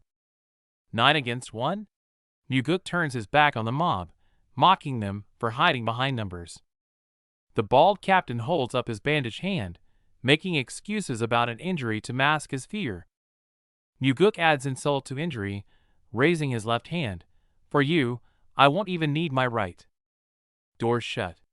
Muguk declares this is strictly between them. He's locking them in for the kill. The bald brute snaps and draws his blade, while observers analyze the odds, unaware that confidence won't save him. Time seems to freeze. Muguk steadies his breath, his eyes calm and devoid of fear. Flash of steel. Muguk draws his sword, and a terrifying killing intent floods the room. Boom! A massive impact sends a body flying before they can even scream. The hall is getting trashed. The bald captain swings his massive blade like a madman, shattering the floor. But the clumsy strikes can't touch Muguk. He weaves through the debris as if taking a stroll. The blade misses by an inch. Muguk sidesteps, leaving an afterimage. His speed is unreal. Counterattack. The bald captain howls in agony as blood sprays a direct hit. Not done yet. Muguk slams him into the ground with an overhead strike, sending his minions into a panic. With the boss down, the minions swarm in desperation, but Muguk stands his ground, unfazed. The traitor screams master, in desperation, but it's useless. Swordless eyes are cold as ice. Silence. With a dull thud, the fight ends. He stands tall amidst the ruins, bodies at his feet. The ambush turned into a slaughter. The survivors are terrified, begging on their knees. But Swordless delivers the verdict: death to those who betray the alliance. He looks down at the crawling leader like a bug. There is no pity in those eyes, only absolute disdain. He questions their conscience. Did you care about the families you destroyed? Obviously not. The old traitor breaks down completely, crying with a face full of snot and blood. Please forgive me. Silence. Swordless stomps down, brutally cutting off the worthless apology. The stomp is brutal, leaving the bystanders in shock. Swordless is bleeding, but his ferocity terrifies everyone. He drops a cold line: "You shouldn't be asking me for forgiveness. The dead don't need apologies." After the slaughter, his mind drifts. The memory of a gentle lute melody offers a brief respite for his frayed nerves. A dancer in red moves in the golden light, a beautiful memory of the past. But this moment of warmth is fleeting. Back to reality. The High Command discusses the slaughter casually, ready to sacrifice Gu Deng as a scapegoat. Swordless confronts the white-haired elder directly. He followed your orders, and now you pin it all on him? The old fox tries to cut a deal. I know you're investigating, but you killed someone too. Let's just close the case here. Swordless pretends to agree but drops the hook. I'd love to close it, but there's a problem: I have no evidence. He reveals his true target. I need that external funding document to close the file. This is checkmate. The elder falls silent. He knows he's been outplayed and has to hand over the evidence against Gu Deng. Just as the tension peaks in their silent standoff, the timid partner bursts in, completely confused. Swordless instantly switches masks, feigning innocence. I'm just here to check on the wounded. Why so nervous? He even brought the royal medic, cementing his good colleague act. Everyone is completely fooled by this move. To sell the act, Yang Dang brings in the alliance's best physician. He spares no expense to save a mere foot soldier, making a public spectacle of it. He feigns desperation, begging the doctor to save the man. As others look on with gratitude, he switches to a stoic silence. A perfect performance. Outside, Yang Deng briefs Seo Daryong. The commander's orders are clear: pin the corruption on Go Dang and close the investigation immediately. Seo is shocked by how easily the higher-ups discard their own. Yang Deng remains cold. He knows that once a pawn loses its value, it's replaced instantly. But this is exactly what Yang Deng wanted. A hunter's glint enters his eyes. The bait is set, and now he just waits for the big fish to swallow the hook. When Seo asks what to do next, Yang Deng simply says, "Drink with me." The tension breaks, and a smirk crosses Seo's face that sounds like a plan. The next morning, the rail work begins. The desk is piled high with documents handed over by the enemy army, every single page a potential death sentence. Yang Deng flips through the murder contracts and checks, smiling coldly. Go Dang took the bait. Now, Yang Deng demands they bring him the smartest soldier from the First Corps. To buy his men time to find the target, Yang Deng decides to head out himself. He'll pay Gu Qianyang another visit, just to keep them distracted. At the palace, Sima Myung is ready to celebrate the new evidence. But Yang Deng cuts the celebration short with a cold warning. It's not that simple. Sima Myung freezes. Yang Deng points out the flaw. The enemy handed over the evidence too easily. If the source is questioned, the entire investigation collapses. The old strategist catches on quickly. To cover their tracks, they need to stage a massive, noisy investigation to make it look like they found the evidence themselves. Yang Dang feigns annoyance, claiming it's just a formality. Sima Myung agrees and clears the way, giving Yang Dang the authority he needs to execute the real plan. Back in the shadows, Yang Dang reveals his true intent. He doesn't need secret documents. He just needs a handwriting sample to spring his trap. The soldier, Gu Yang, trembles in the chair. Yang Dang crosses his arms and drops the hammer immediately. "You forged the documents I received, didn't you?" The soldier desperately denies everything. Yang Dang doesn't use force. Instead, he lowers his voice, feigning empathy. "I know you were just following orders. Just be honest." Seeing the soldier sweat, Yang Dang strikes at his core fear. "You're afraid, aren't you? Afraid that if you talk, Commander Go Dang will silence you permanently." Then Yang Dang drops the bomb. "You can go." The soldier freezes in shock. Yang Dang acts noble, claiming he has no interest in torturing a loyal soldier. Just as relief sets in, Yang Dang delivers the fatal blow. "But ask yourself, if you walk out of here without a scratch, will your suspicious commander believe you kept your mouth shut?" Yang Dang looks down at the broken man with a chilling smile. "He'll think you talked. And you know exactly what he does to traitors. Your only chance to live is right here." The traitor breaks completely, sweat pouring down his face, silenced by sheer terror. Scene shift. The investigation points to the top. Evidence confirms the army commander ordered the hits. The timid official worries. They dealt with the henchman, but arresting the army commander seems impossible. Since arrest isn't an option, Muguk offers a brutal solution. He'll just kill him. The official panics. Touching the commander means facing his brother, the terrifying blood heaven sword demon. Plus, a legal battle is a trap. They'll fake evidence, find scapegoats, and silence every witness. Muguk finds the loophole. If the target dies while resisting arrest, justice is served without the mess. As for the revenge, Muguk is calm. He knows the demon brother couldn't care less about family ties. Action time. Muguk heads out immediately, leaving the stunned official behind. Cut to the commander's lair. The old fox thinks he's in the clear, sharing a celebratory drink with Muguk. The old man acts sentimental, but Muguk smiles coldly, internally counting down the seconds to his death. As the wine pours, the vibe shifts. Muguk's tone turns icy as he asks for the motive. Direct confrontation. Muguk demands to know why a high-ranking commander would be so filthy greedy.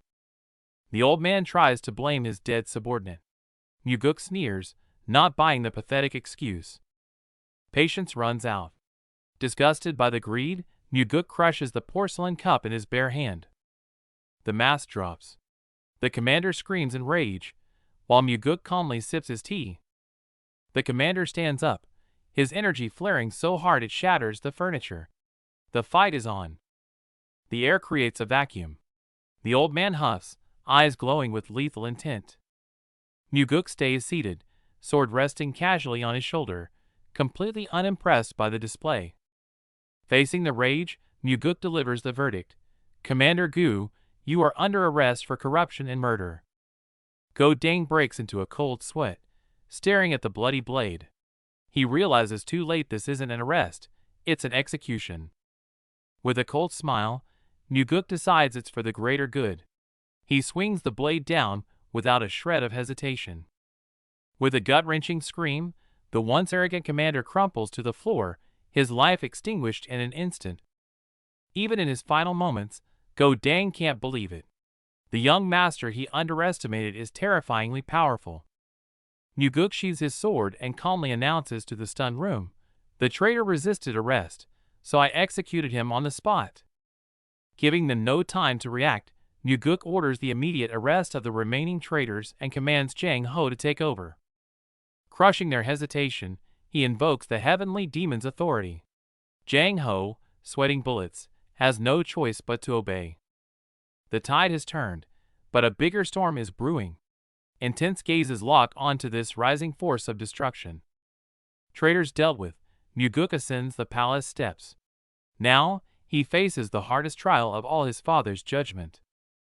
The atmosphere in the hall is suffocating. The heavenly demon, the strategist, and the victim's brother the blood heaven sword demon are waiting. Muguk stands alone on the red carpet, facing the three titans of the sect.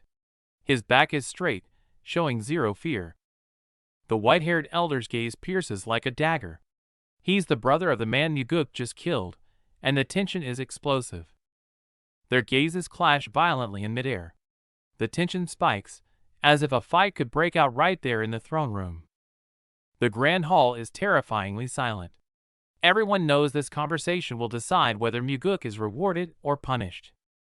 The blood heaven sword demon breaks the silence with a cold sneer.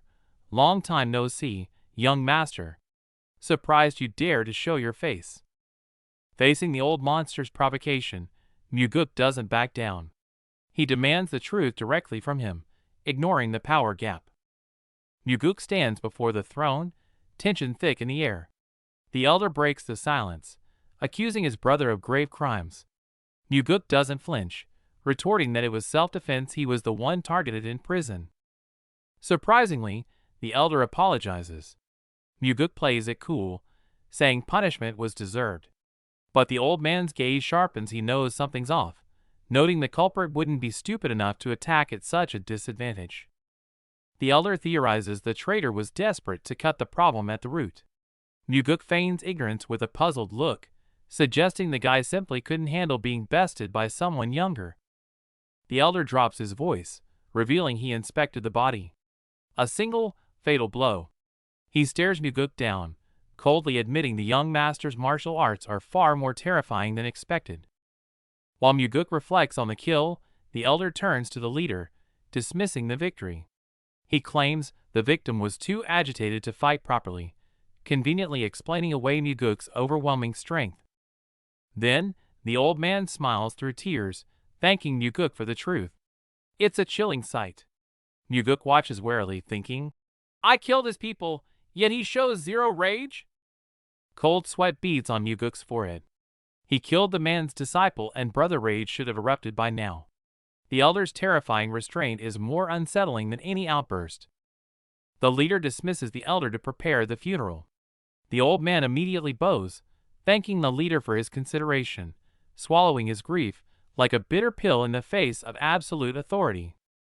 Watching the elder leave, Muguk wonders if this submissiveness is a silent message to his father, asking if such ruthless measures were truly necessary. The air in the hall is heavy with unspoken politics. Finally, the heavenly demon speaks. A simple, good job ends the turmoil. The evidence is solid, the mess cleaned up, his tone as cold and unreadable as ever. The strategist, Sima Myung, asks if he's hurt. Muguk instantly puts on a polite smile, claiming he's fine. Sima Myung's eyes narrow, he sees through the act but decides not to press further. A servant enters, carrying a heavy wooden case. It's the reward from the leader. The footsteps echo heavily, bringing a new wave of tension to the silent hall. The lid opens to reveal a pitch-black blade adorned with cold blue gems. Muguk's eyes go wide in shock. He recognizes this horror. Why this sword, of all things? It's the legendary Black Demon Sword.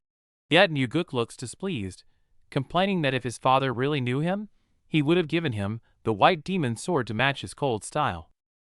The leader shuts him down, stating flatly that the black sword suits him perfectly. Muguk snaps back with a biting retort. Seems you don't know me very well at all. Despite the complaint, he draws the blade. Instantly, a bone-chilling cold erupts, the sound of the steel slicing through the air like a blizzard being unleashed.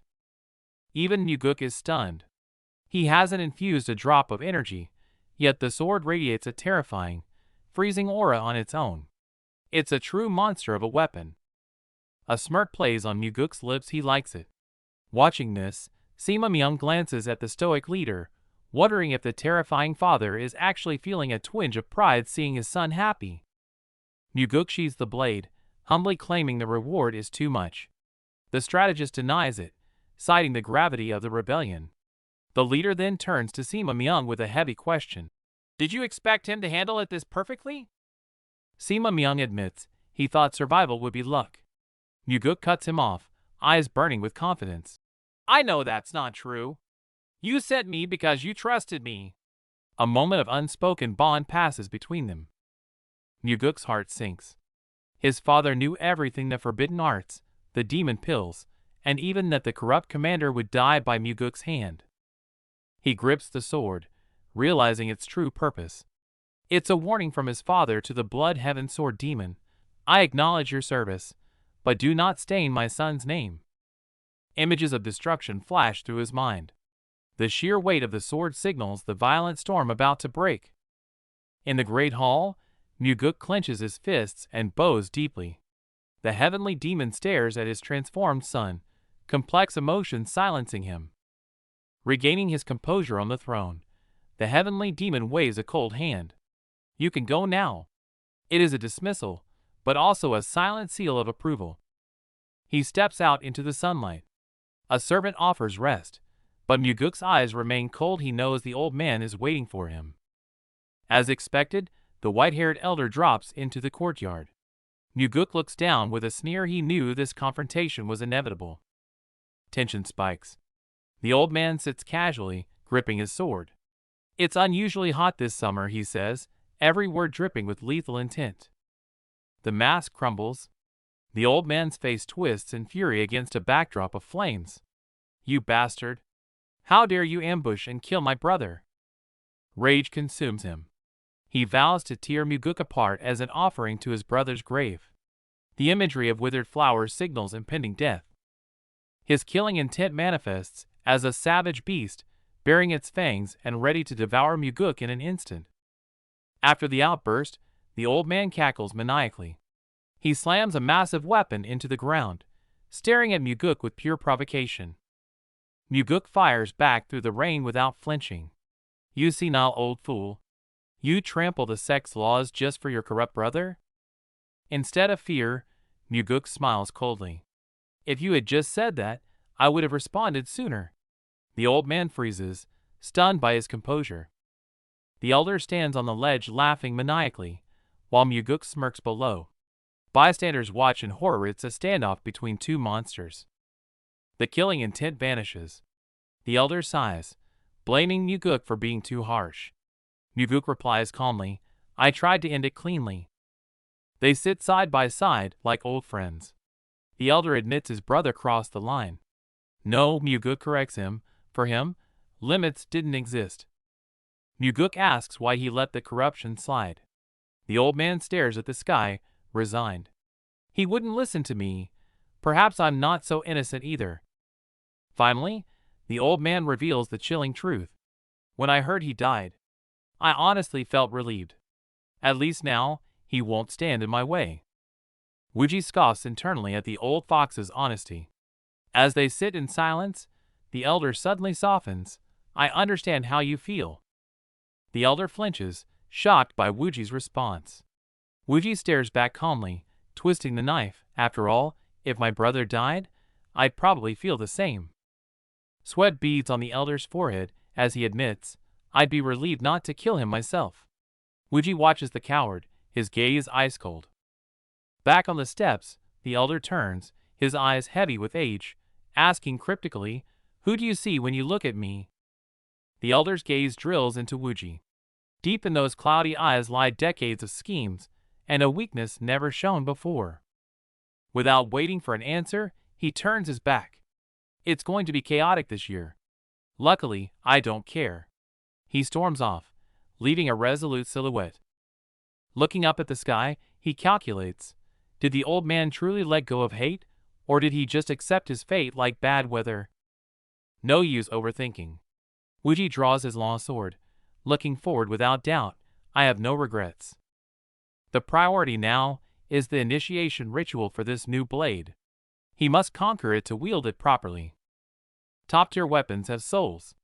Without a deep bond, even holding it won't unlock its true lethal potential.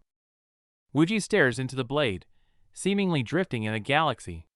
He tests the sword's soul, while the untamed blade judges him back. Nice to meet you. I'm your master now. He chuckles, then injects his energy, triggering an explosion of blue aura in the training hall.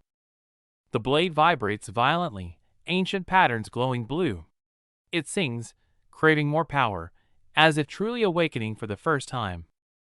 The feel is transformed. Wuji feels light as a feather, every muscle rejoicing. This is the power he craved. Without hesitation, he slashes down. Massive blue sword pressure threatens to tear the very space apart, making the air scream. He flips through the air and lands silently. Looking at his handiwork, he knows though just a test run, this power is enough for the trouble ahead. Watching this settling energy, Wuji whispers confidently into the void, patience. The real show is yet to come. Rain falls in the silent night. Wuji meditates, then abruptly steps out, sword in hand, eyes sharp as a blade. Inside, Lian freezes, sensing the danger. A blade presses against a throat. The hand trembles. Is it fear, or a desperate last resort? Wuji kicks the door open and freezes. Before him lies not an army, but a mountain of corpses. Standing atop the carnage is a bearded giant in a black cloak, looking down at the dead like they're nothing but trash. The watching soldiers tremble, whispering in fear, "Is that the legendary demonic blade master?" No time to breathe. An ambush drops from the sky, enemies charging at Wuji with blazing energy. Warning bells ring in Wuji's head. If I absorb all this energy at once, it'll tear my insides apart. Intimidate him with numbers? Dream on. Wuji smirks, eyes manic. Fine. I'll devour every bit of your power. Forbidden technique unleashed, meridian strengthening. He turns their attacks into fuel. Gold light explodes. The more enemies, the stronger he gets. The killers freeze in terror. Wuji takes a step, shaking the ground. He walks through the fire like a god of death. Phase 3. The shockwave blasts outward, tossing enemies like ragdolls. Nothing can stop him. Phase 5. Another explosion rocks the area. He's riding the edge of destruction, yet his eyes remain terrifyingly calm. Back in the courtyard, a fresh wave of enemies surrounds him. Wuji gives them a cold glare. The slaughter continues. Flashback to the death match. Muguk stands cold as ice, while the assassins are the ones sweating buckets. To prove his point, he channels his power downwards, shattering the stone floor beneath his boots to silence the crowd. The gamble paid off.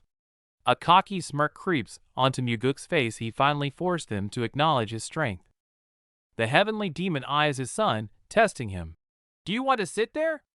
Muguk turns away, casually brushing off the offer. Playtime is over. The heavenly demon drops the casual tone, his voice turning into a cold command. Come here. Sit. Under his father's absolute authority, Muguk swallows his pride and takes the lower seat, looking up defiantly. Happy now? The grand hall is silent. Towering black pillars stand like silent sentinels, making the air heavy and suffocating. Muguk looks calm, but his mind is racing. Every shadow, every grotesque demon statue here reeks of deadly danger. Father and son, close enough to touch, but worlds apart. Muguk looks up, waiting for the verdict.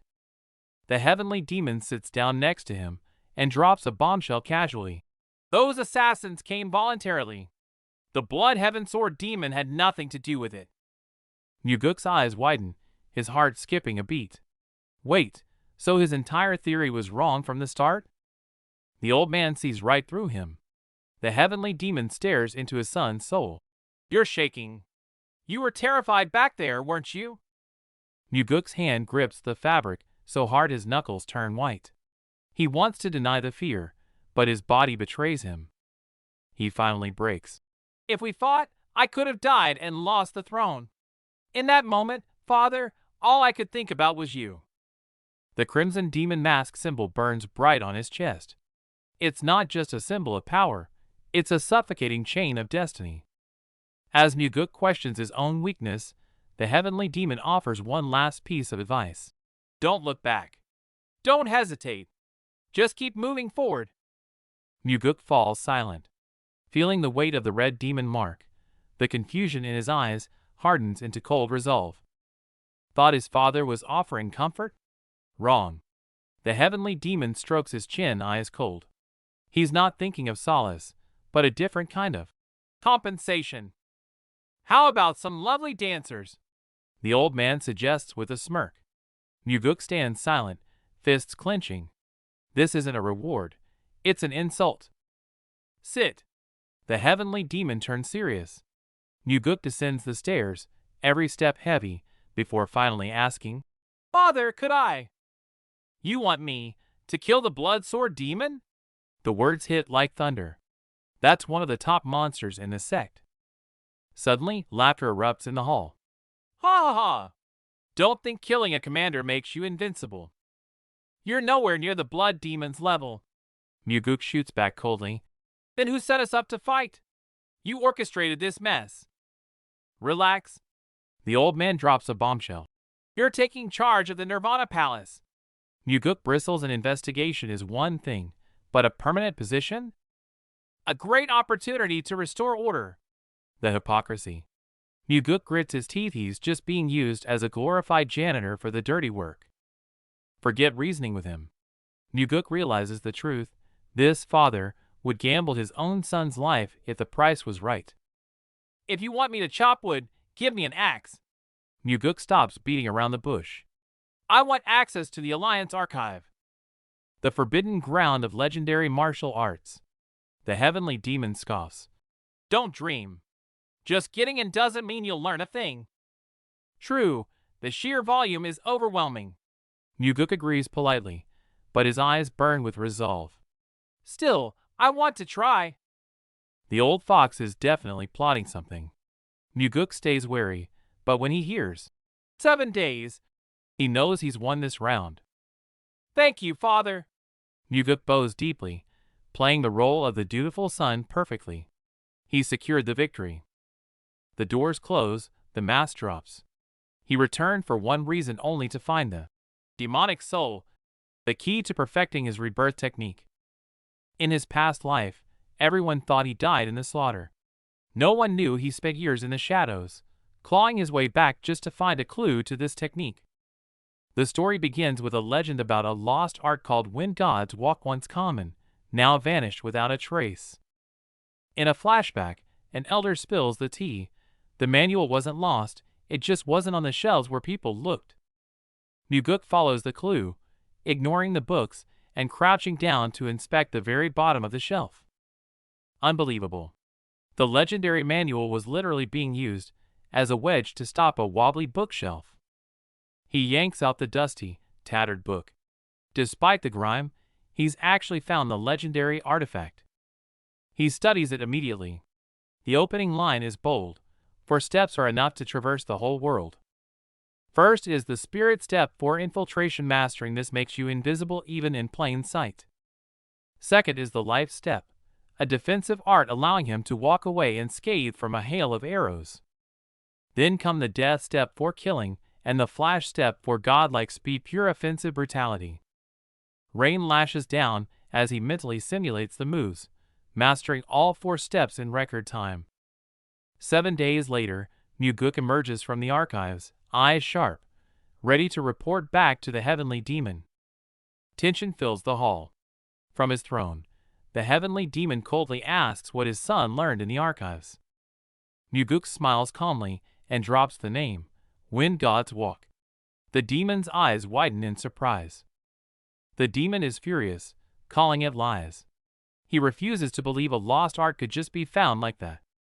Holding back rage, the father demands a demo. Muguk boldly bargains. What do I get if I prove it? You get to live, the demon threatens. Muguk smirks and instantly detonates his internal energy. Boom! A magic circle ignites beneath him, sending a terrifying shockwave through the massive hall. He executes the spirit step, blurring into nothingness. Even the supreme heavenly demon is visibly shaken. With a roar, he becomes a blur. The demon watches in shock as his son moves faster than the eye can track. It happens in a split second. Muguk's cold, sharp gaze proves his power is real and terrifying. The story opens with a death question. Where exactly did you learn the god-tier technique? On the throne, the heavenly demon stares down, his gaze sharp as a blade fixing on his son. Muguk calmly lies about the archives, but his father explodes. You dare lie to me? The father closes in, pressure mounting. Muguk tears up either from stress or pure acting. The wind god technique isn't in the archives. Father calls the bluff, but Muguk doubles down. I saw it there. Muguk counters boldly. Just because you read a lot doesn't mean you saw everything. Maybe it was hidden. He starts spitting details. It was behind the botany books. Surely you know the spot. Seeing his father's doubt, Muguk plays innocent. I was looking for something else, purely a lucky accident. The ultimate excuse. The manual was being used as a wedge under a wobbly bookshelf. I found it when I fixed it. Watching his father freeze, Muguk acts shocked. Was the key part torn out? How did you know? It's all calculated. Muguk knows from his past life that this excuse is verify proof. The father buys it but demands proof. Explain the technique. Muguk smirks internally. Gamble won. Staring at the empty throne, Muguk knows he returned not to usurp power, but to save this stubborn old man. He just wants to help his father lay down the burden and see the world, not die in political schemes. Back to reality, the heavenly demon finally relents. If that's the case, I have no issue teaching you. After speaking, the father turns away, trembling slightly. He is struggling to keep his composure. Muguk watches him and adds a truth bomb. Nothing in this world is free. The father settles the score. The move I taught you at the hunting grounds covers your tab. We're even. Watching his father nitpick, Muguk can't help but smile. You've been holding that back for a while, haven't you? Now that the air is cleared, Muguk stops pretending. When I grow up, I'll want more. Having proved his worth, Wuji makes a bold demand. I want the heavenly demon defense art. The father's face twists. That is his ultimate shield. This isn't just a shield, it's invincibility. Mastering this art means gaining an extra life in this brutal world. The father explodes, roaring in refusal. Impossible! Only the true successor can inherit this art. You are not ready. Wuji remains calm, offering a simple loophole. Just teach me in secret. The father freezes, completely caught off guard. What? It's an internal art, invisible to others. Wuji presses. If we keep quiet, no one will know. The father frowns, actually considering the logic. Just as Wuji prepares to leave, the father counters with a condition. Fine. But first, teach me that wind god movement technique. Now it's Wuji's turn to sweat. He's stunned not just that his father agreed, but that the old monster actually wants to learn from him. Wuji is ready to start, but the father smirks, testing him. Aren't you afraid I'll just learn your technique and refuse to teach you mine? Wuji smiles with absolute confidence. Never. You wouldn't do something so shameful in front of your own son. The father finishes the sentence, closing his eyes with a heavy sigh. Tell me the steps. In the vast hall, secrets of ultimate power are exchanged. The air grows heavy as two generations of masters connect their minds. The father closes his eyes, struggling to absorb the advanced technique. Even for him, grasping this futuristic art is a painful mental strain. Night deepens as rain falls. The hall plunges into silence, echoing with the cryptic chants of their mental transmission. Only the rain accompanies the ancient incantations. Tonight, the sect's deepest secrets are being traded in the shadows. While the sect sleeps, a legacy that could shake the martial world is silently passing hands within these walls. Time passes, and the father's aura shifts. A blue light rises behind him. He is already mastering the new technique. Suddenly, the father's eyes snap open, sharp as blades. Pay attention! He's not just learning it, he's about to demonstrate it. In a blink, the father vanishes. The speed is insane. Wuji's pupils shrink in pure shock before he can even react. Boom! The father tears through the hall like white lightning, flipping midair. This isn't a beginner's attempt, it's a master's dominance. Wuji watches in disbelief. It is the wind god's arpeggios, but wilder, fiercer. The father didn't just learn it, he evolved it instantly. Suddenly, The old man attacks. His speed is a blur. Muguk freezes in shock within the palace hall. It was just a test. The heavenly demon pulls back, calm as ever, and gives his verdict, an excellent martial art. Muguk calculates rapidly. With this change, can the future villain Wamugi still defeat his father? Lesson time. The heavenly demon gets serious. He's teaching the heavenly demon defense only once. Memorize it. Scene shift. Seeing him bruised, his guard Leon loses it. Who did this? I'll kill them. My father did it, he says. She imagines the terrifying aura of the heavenly demon and instantly freezes. It was worth the pain. Sharing a secret with his father means more to Muguk than the martial art itself. The hit was brutal. But he explains his philosophy to her. He is here to protect, not just to attack. Watching her fret, Muguk realizes she's changing. The old Leon would never dare joke like this. Leon turns away, hesitating, struggling to voice the heavy burden weighing on her heart. He cuts through her hesitation with a promise. I will cure the side effects of your stone body technique. Silence fills the room. A heavy, unspoken bond of trust settles between them as she kneels. Just be patient a little longer. That gentle command breaks her walls. Tears well up in her eyes.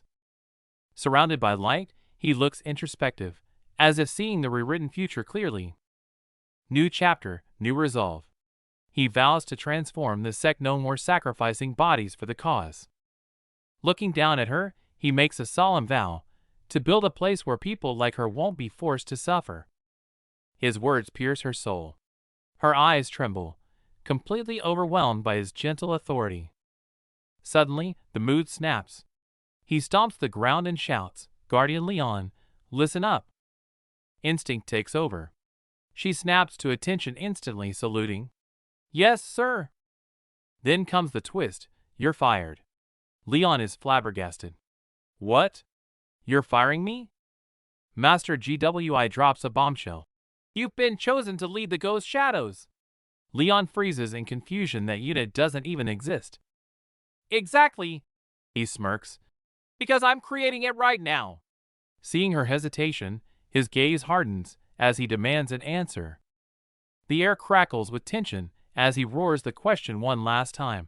Will you become the captain of the Ghost Shadows? Tears well up in Leon's eyes. Her fists tremble, then unclench into a prayer as she silently accepts her heavy destiny. The scene shifts to a bustling city. Amidst the lively streets, a new storm is brewing beneath the calm surface. Meanwhile, Wuji knows an army needs funding. Disguised as Yong Dang, he targets a high-paying mission to secure his first pot of gold. He plans to exploit a past tragedy using his future knowledge. No longer the demon prince, he blends in as the mercenary. Yong Dang. The leader in the blue bandana barks orders. High pay means high risk. Anyone who acts stupid dies by my hand. A bearded veteran gets in his face, questioning his skills. Wuji smirks coldly. Want me to cut you so you can find out? The veteran grinds his teeth in rage. Wuji, not wanting to blow his cover, shrugs it off. Just pay me, and I'll follow orders. Their targets are a noble woman and her child. The little girl clutches her mother's dress, eyes wide with terror, unaware of the danger ahead. Wuji watches them with a heavy heart. They died horribly in his past life, but this time, he swears to rewrite their fate. The convoy moves out, the carriage tearing through the forest. Guards are on edge, the silence broken only by the frantic galloping of hooves. As the sun sets, they push forward without rest. Whips crack and dust flies, the air thick with unspoken dread. Night falls, and the weary group finally stops. They huddle together chewing dry rations, worn to eat up while they still can. By the fire, someone grumbles about the food, while whispers spread. Rumor has it they were destined to be ambushed, their bodies never found. Wuji listens coldly, knowing the truth. In his past life, the bodies were found, but the method of their murder remained a mystery. Suddenly, the silence shatters. A guard violently coughs up blood, collapsing under the starry sky without warning. Chaos erupts as men drop one by one, convulsing in pain. Wuji's eyes widen in realization. Damn it! Poison! Bodies litter the ground, but the blue-haired young man remains standing. He stares at his hands, genuinely confused. Why am I the only one fine? Trader Quan approaches, shocked to see a survivor. The young man's eyes turn cold. Framing the leader? I didn't touch your poisoned food. Then die now. Quan roars, face twisting in rage as he lunges with his sword to silence the witness. He dodges effortlessly, looking at Quan with pure disgust. Betraying comrades for money? What a pathetic life. What's the money for? The trader grins greedily. Booze, women, what else is there in life? You killed your brothers for this? Quan sneers at the dying man on the ground. Save your breath. You're finished. Suddenly, killing intent erupts from the forest. Masked assassins swarm out, surrounding the survivors instantly. It's a setup. Quan looks at the assassins calmly. You guys got here fast. Rain lashes down. Quan screams at the ornate carriage. Come out now, or I burn it to the ground. The curtain parts. A terrified mother clutches her child. Outside, the thugs stare at them like predators spotting prey. Desperate, the mother begs through her tears. Warrior Quan, please. Take anything, just spare the child. He feigns mercy, then his face twists into a cruel rage. You thought I'd say yes? Keep dreaming, bitch. He hangs the guard upside down and beats him, screaming, Where's your pride now? Kneel and beg for your life. She screams, offering 10 times the gold. He cuts her off cold. Cut the crap. Your father's caught. Your money is useless. Seeing them tormented, the captured guard screams their names in pure despair, tears mixing with blood. Suddenly, a cold gaze pierces the night.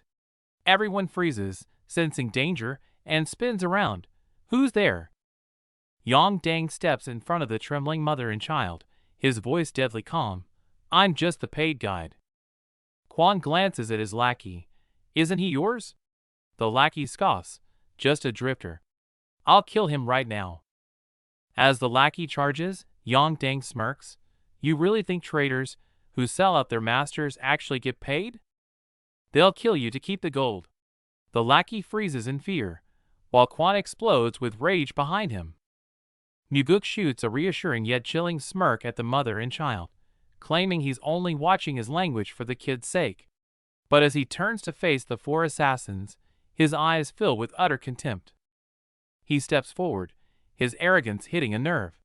The assassin leader grits his teeth in fury, screaming orders to slaughter this filthy vagabond immediately. Just as the blades are about to fall, Muguk calmly points his sword at the traitor, Warrior Quan, sowing discord. Did you hear? He said kill me first. Doesn't that mean you're next? The psychological trap works. Quan freezes in confusion. In that split second of hesitation BM, Muguk's fist smashes into his face before he can even blink. Then comes the cold steel. Quan's eyes bulge in agony as the blade pierces his chest. Muguk stands over the collapsing body, his gaze icy, as if he merely stepped on an insect. Quan claws at the dirt in desperation, life draining away. The fool realizes too late that the vagabond he hired as a shield was actually the Grim Reaper in disguise. Looking down at the corpse with zero sympathy, Muguk delivers the final verdict. This is the inevitable end for those who betray their comrades for money.